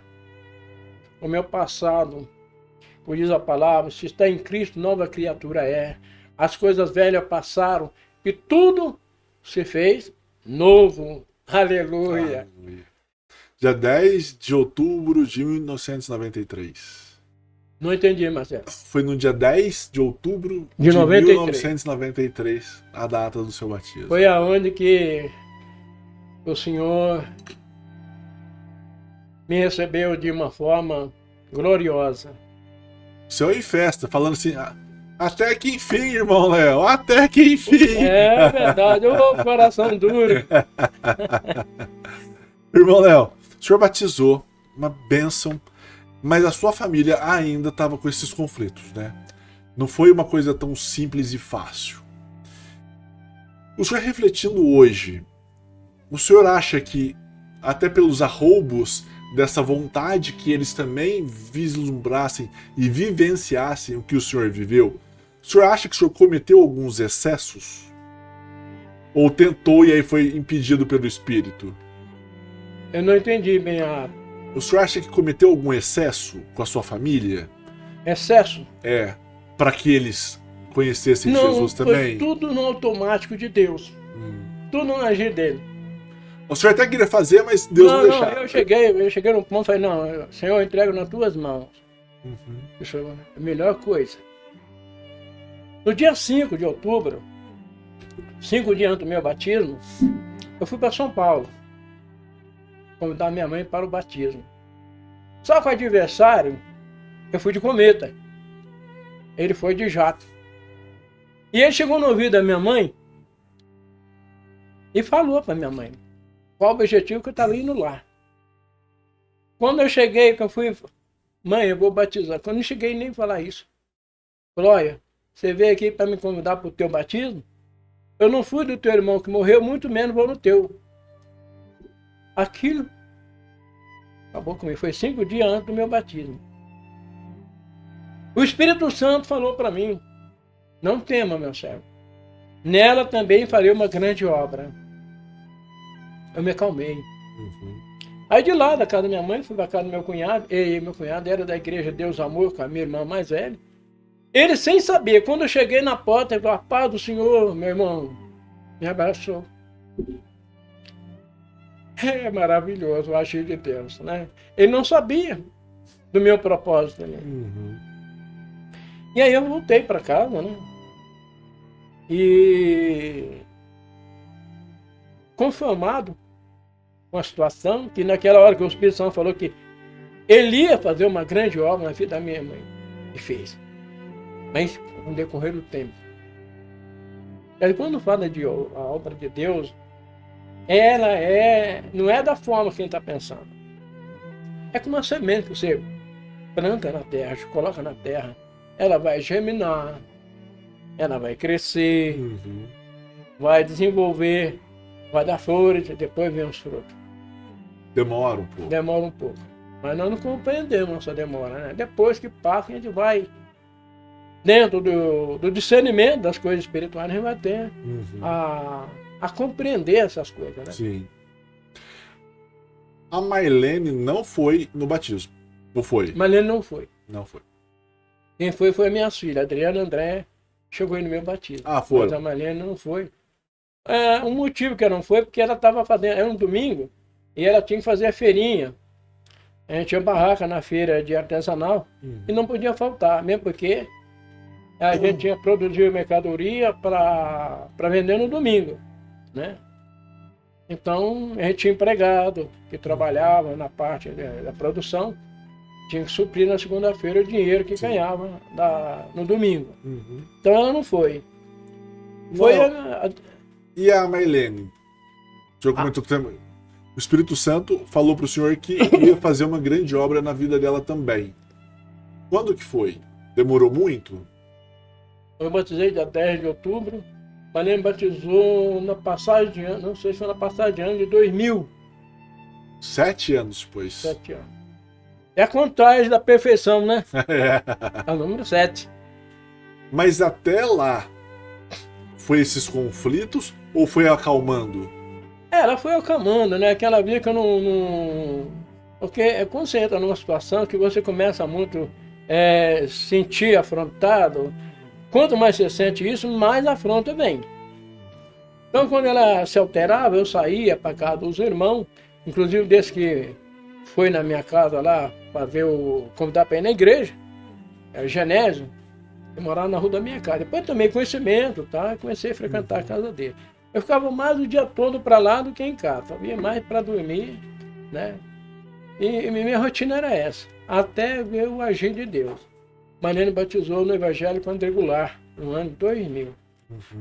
Esses 7 anos, foram 7 anos de muita turbulência.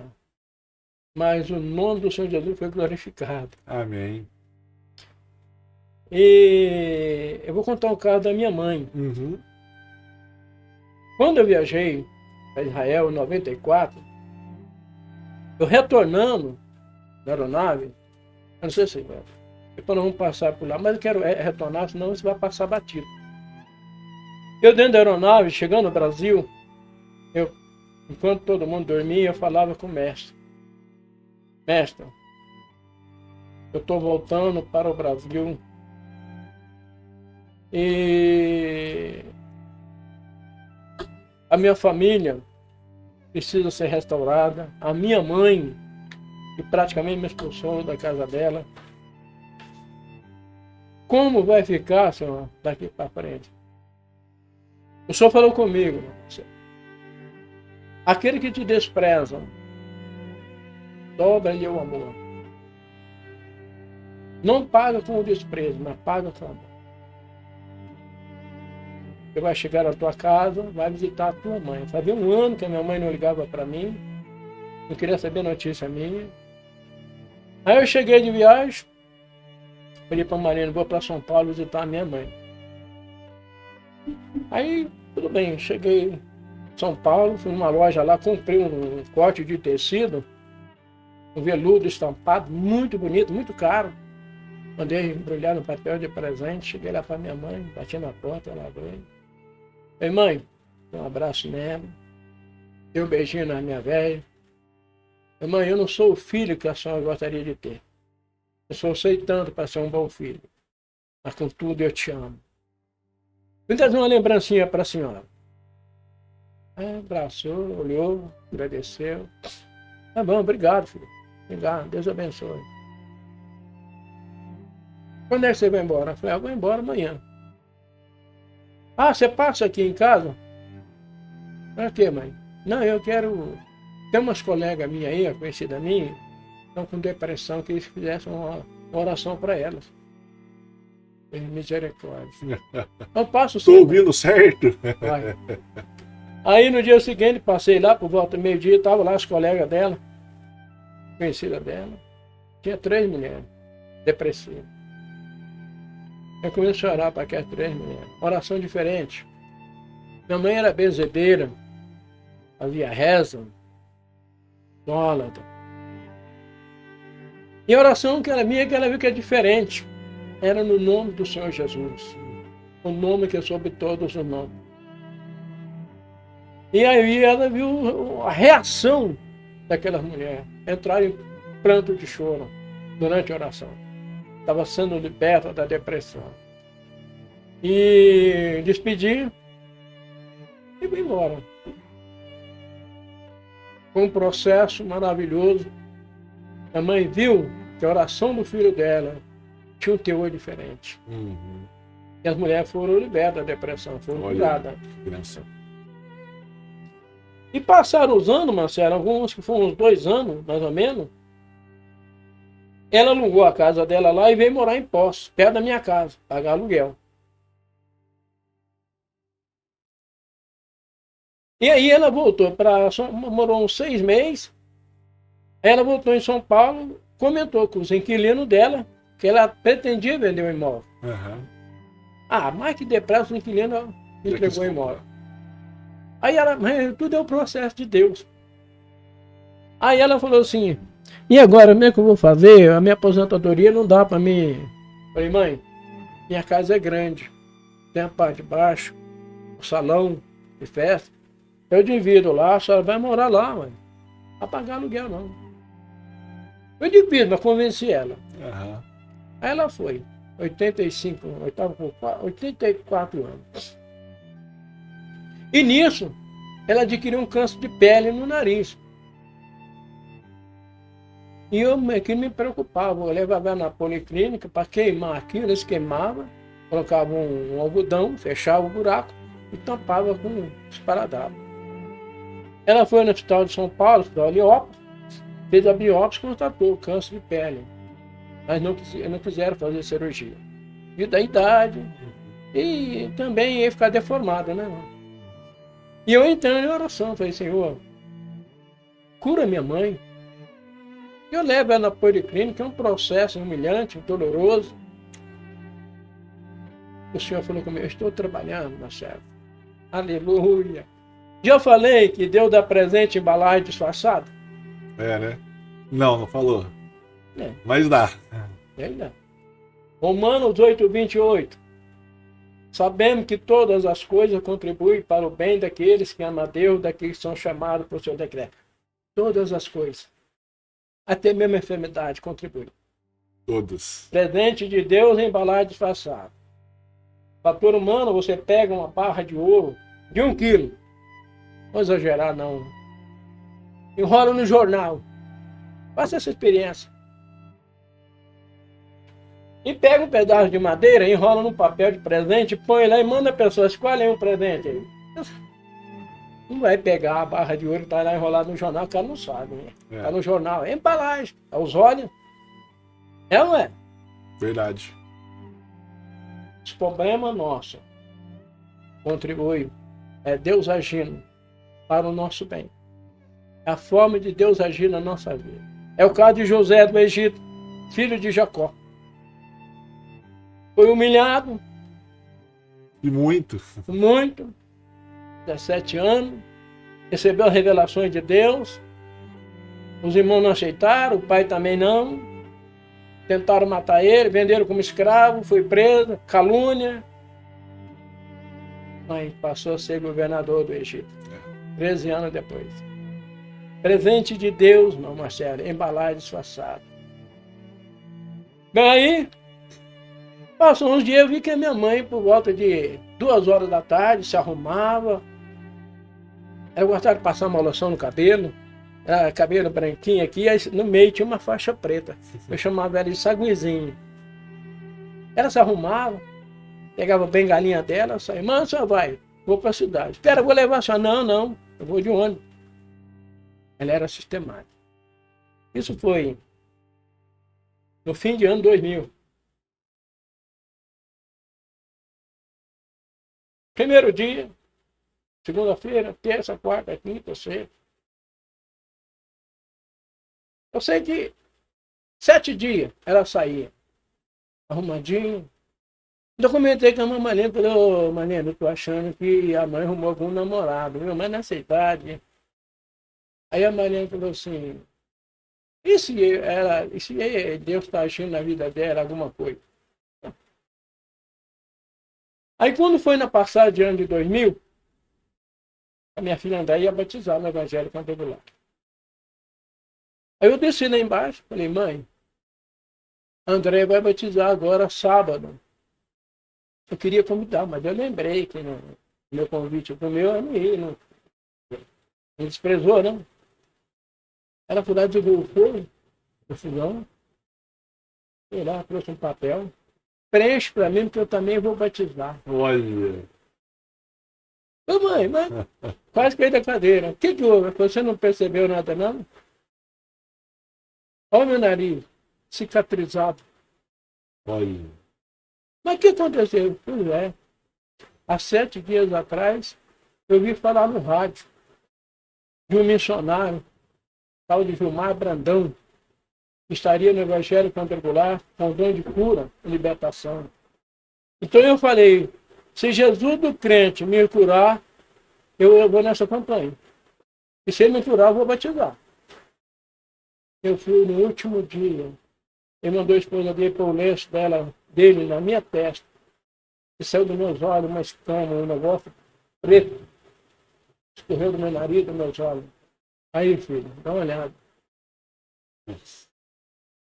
Então, Que glória. Deus é fiel. Essa promessa. Aleluia. Aleluia.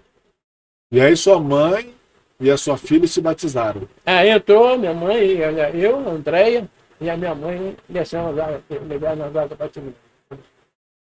O Evangelho Cantabular. Minha mãe morreu fiel.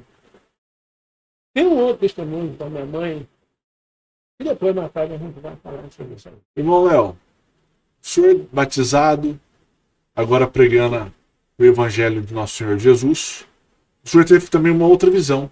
O senhor é recheado e cercado com boas visões. Essa visão agora que o senhor teve foi no jardim. Conta pra gente como é que foi essa visão. Após o batismo, meu Marcelo, o Senhor começou a falar comigo, começou a entrar dentro de mim o desejo de pregar o Evangelho.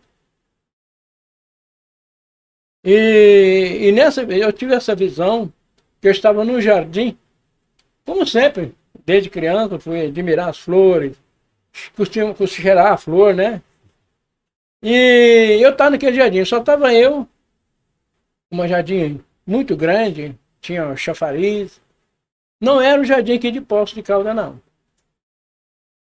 E de repente uma voz falou comigo, olha para o céu.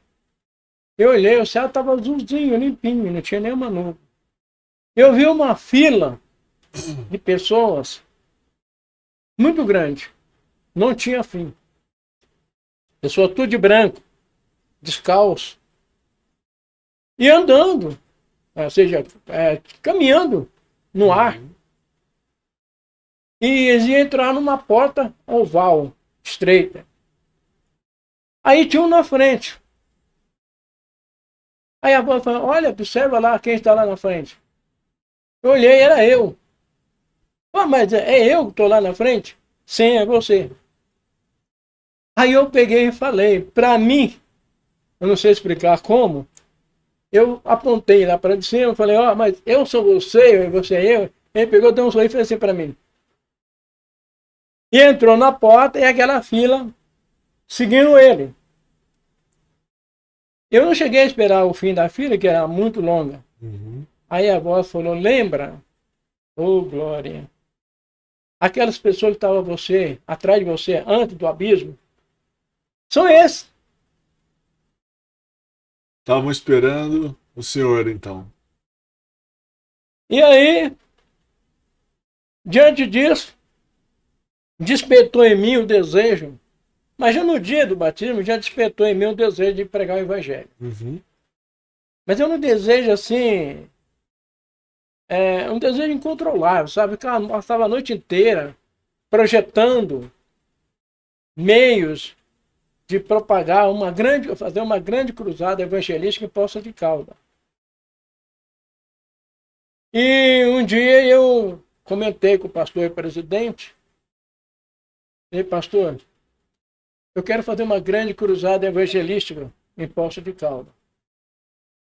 O senhor não se preocupa com a despesa, eu vou pagar tudo. O som, tudo que foi eu vou pagar. E o senhor concorda? Até vou fazer algumas cartas para as igrejas, todas as igrejas de Poços de Caldas, todas. Metodista, Batista, Presbiteriana, Quadrangular, todas as igrejas, para compartilhar conosco. Aí ele disse, amor, eu tenho que falar com o vice-presidente. E eu, então o senhor fala, me dá um retorno. E eu, na minha casa, comecei a elaborar as cartas, né, mandando para os dirigentes e tal. Mas esperando a resposta, para mim poder enviar pessoalmente para as igrejas. Aí quando foi no domingo, estava o pastor e o vice-presidente lá na secretaria, cheguei e comentei, falei, escuta, e aí, como é que é? Vamos fazer a cruzada? Aí o vice falou, depois. Não, o nosso ministério não tem vínculo com outro ministério. Aquilo para mim foi um balde de água, gelado. Mas não me atingiu. Na hora veio aquele impacto, mas não é o cristianismo que eu conheço, que eu entrei. Eu estava no auge, fora de sério, tudo para mim. Primeiro amor. Primeiro amor. Continua até hoje, viu? Não foi lá atrás, não. E aí, mas o Senhor me queria sozinho na obra. Sozinho. E eu passava, à noite eu começava a fazer projeto. Né?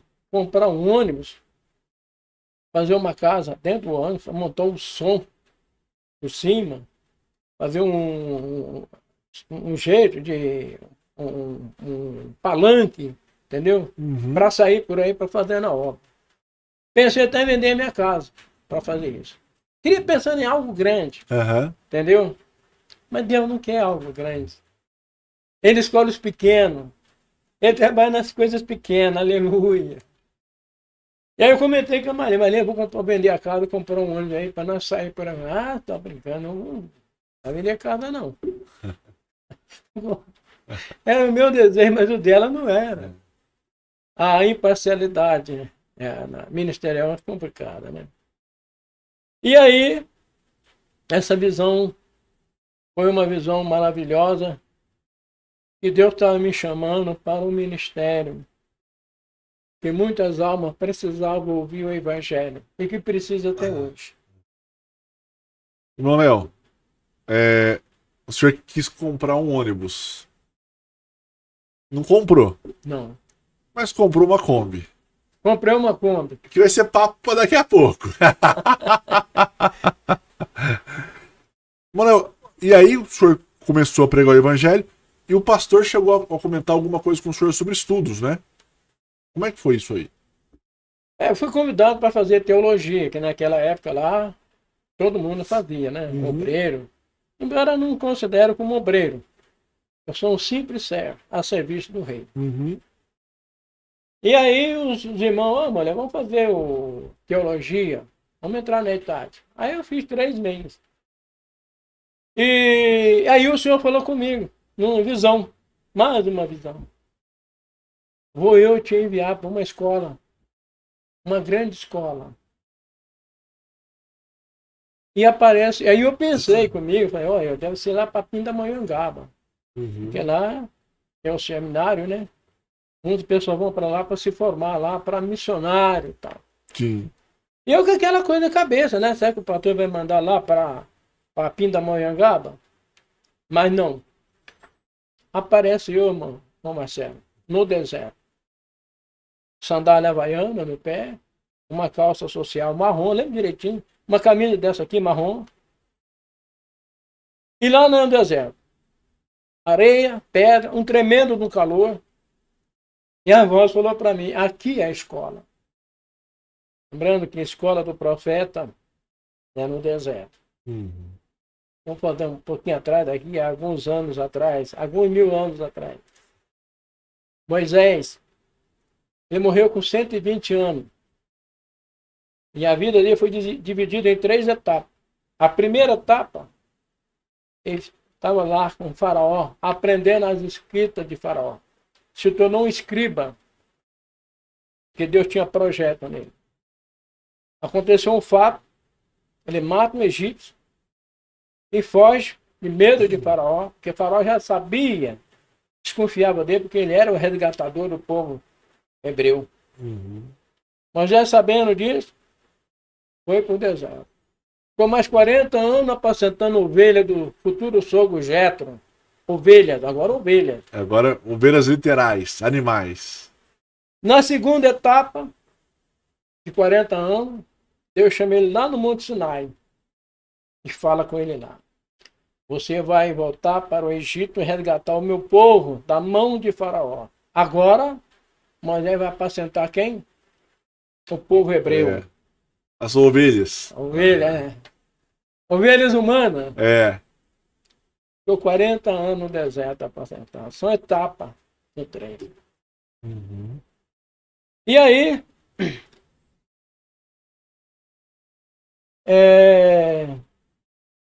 voltando no caso aqui, vou até me perdi aqui. O senhor estava na escola no deserto também. Na escola do deserto.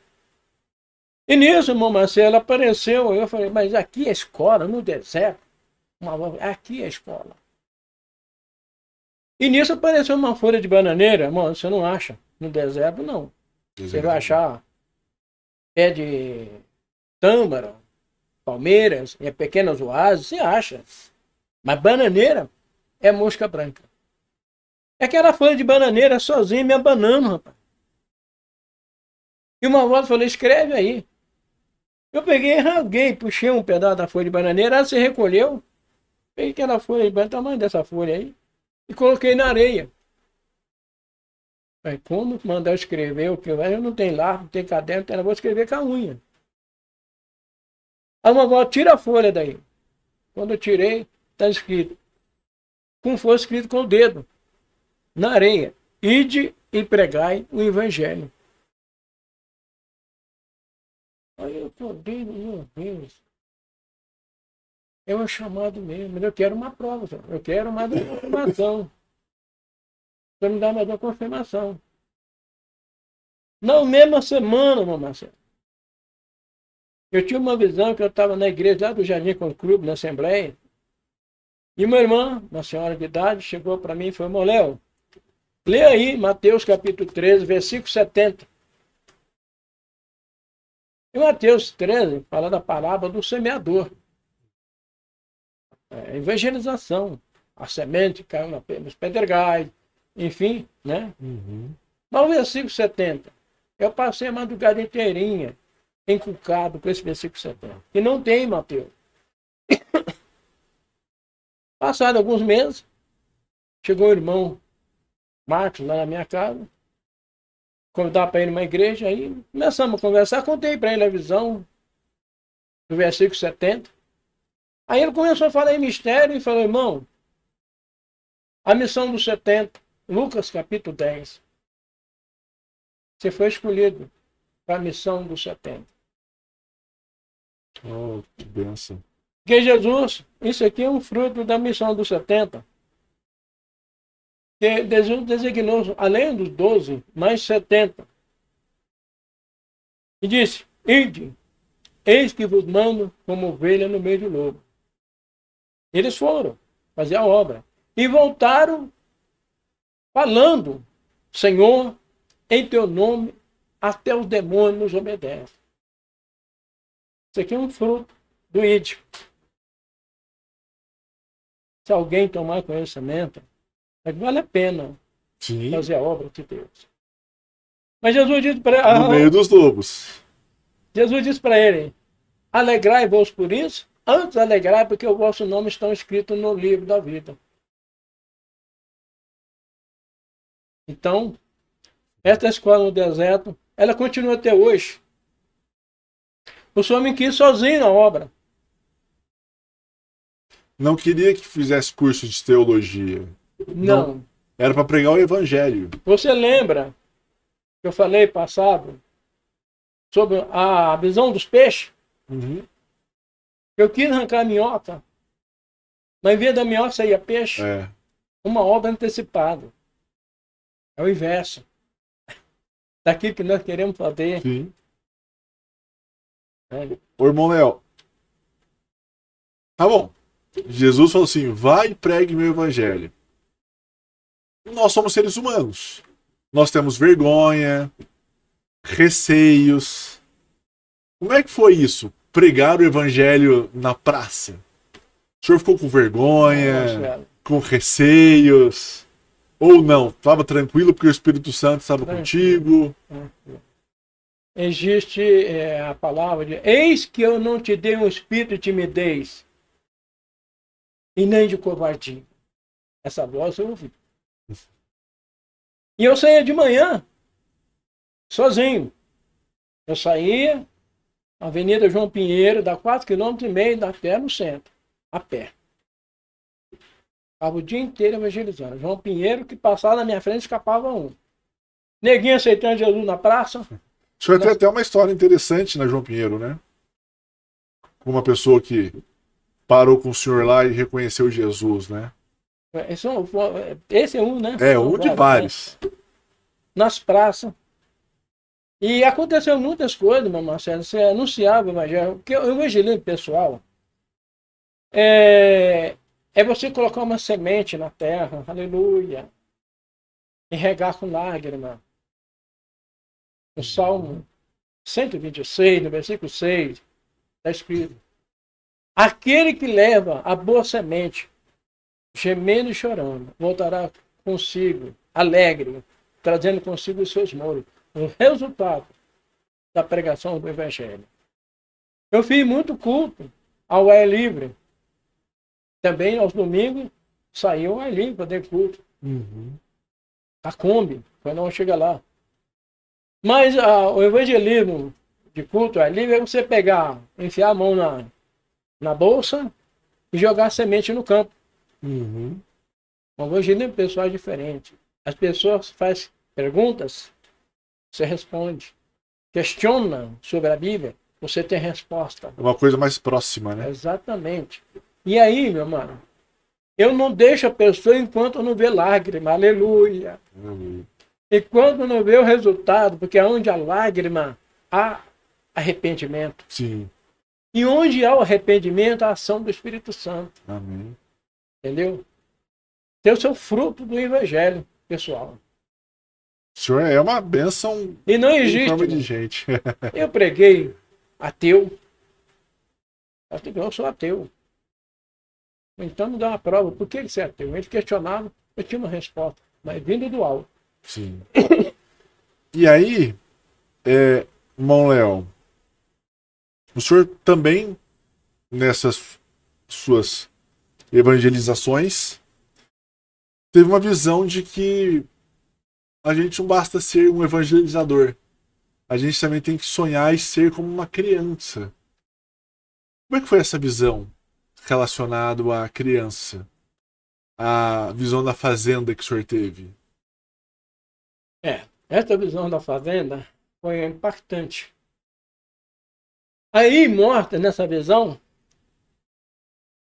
que não é adornos, não é filactério, não é só identificando que você é um evangelista ou quem que você é.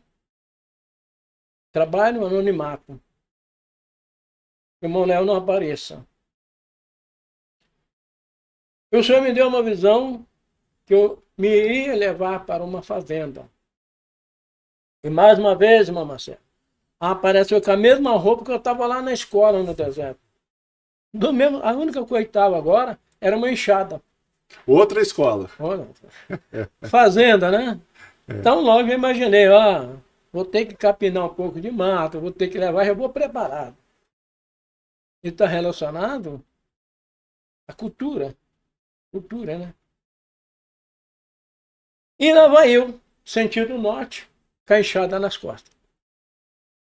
Sol quente, areia quente, queimando a sola do pé. E quando eu chego em determinado lugar, parei, e uma voz falou para mim, aqui é a fazenda. Aí eu questionei, mas não tem casa, não tem nada, não tem lavoura, não tem mato, não tem nada, não tem galinha, não tem papo, não tem gado. Como é que é a fazenda? Só deserto. Que fazenda é essa? É a fazenda. E eu fiquei muito confuso ali naquele momento. Aí eu vou caminhar. Dei 5 passos, eu escutei um barulho. Olhei para o lado direito, um grande prédio quadrado, altura mais ou menos de uns 10 andares. Ele aí não tinha telhado, era quadrado. Se você for ver as casas, os prédios lá em Israel, no Egito, eles não têm telhado, eles são quadrados. Parece uma caixa. Só que as paredes eram de mármore, marrom.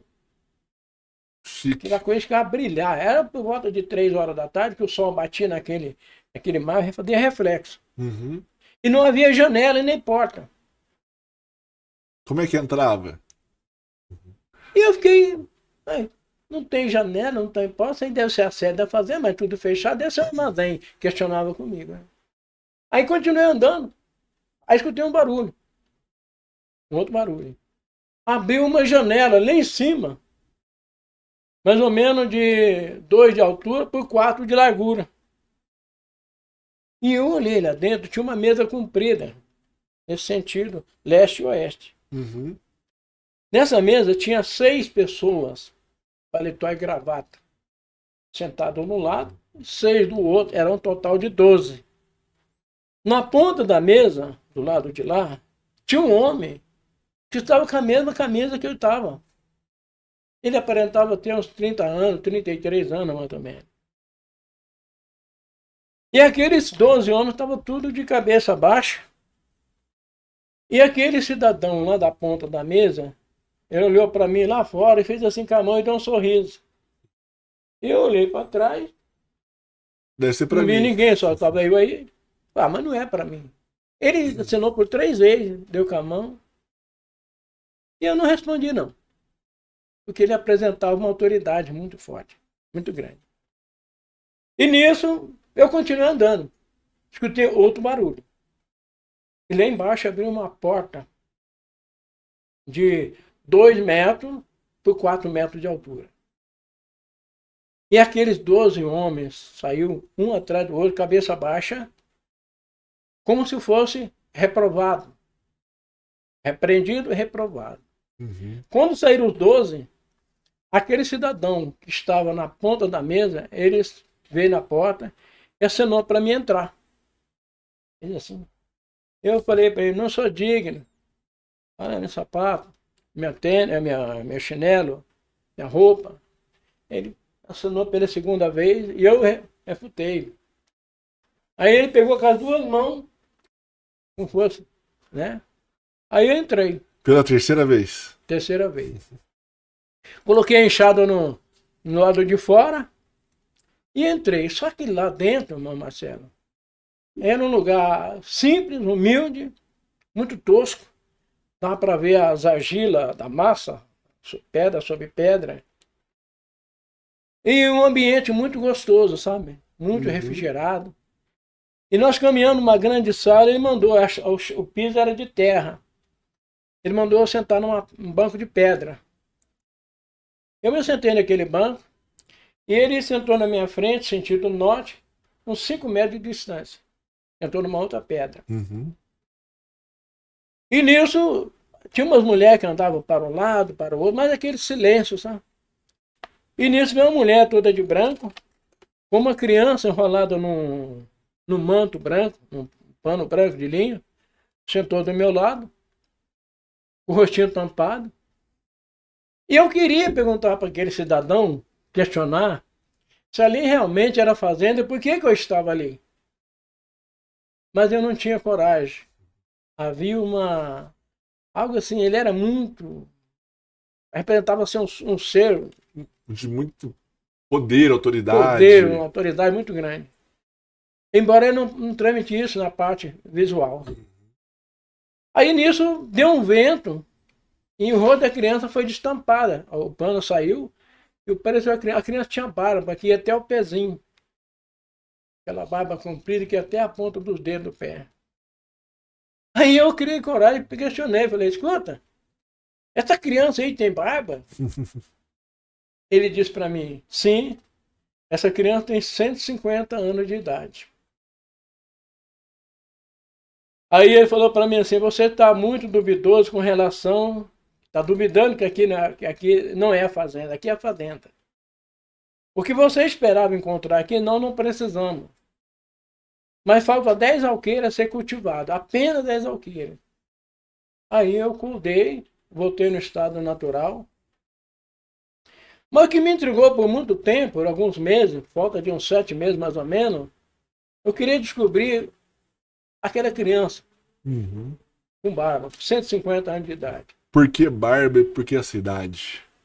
Aí, um dia eu estava passando pela Lázaro Fraga, 3 horas da tarde, e parei debaixo de uma árvore para descansar. O Senhor Jesus falou comigo, aleluia, meu servo, tu andas preocupado sobre aquela criança da visão de 150 anos com barba? Eis que vos digo, meu servo, o homem pode ter 150 anos, ele pode ter barba, mas ele tem que ser criança. Aquela criança, mesmo com 150 anos, ele é uma criança. E se não tornar como uma criança, não pode entrar no reino de Deus. Aí eu tive entendimento, discernimento. Que Deus dava a visão e dava o discernimento. Né? Para a gente não ficar confuso. Né? Sim. Então essa foi a visão da fazenda. E esse ano, aquele ano, foi o ano que eu mais trabalhei na obra de Deus. E os 10 alqueires? Os 10 alqueires justamente é o campo que eu ia semear. Entendeu? O campo que eu ia semear, que eu estava semeando e era a tarefa que eu tinha que cumprir aqui na terra, né? Então semeando alguma semente, viu? E qual semente é essa, né? A semente é a palavra, né? É o evangelho. A palavra de Deus, né? O próprio Jesus fala que o reino de Deus é como um grão de mostarda. Você vai semeando e a semente vai gerando outra semente, entendeu?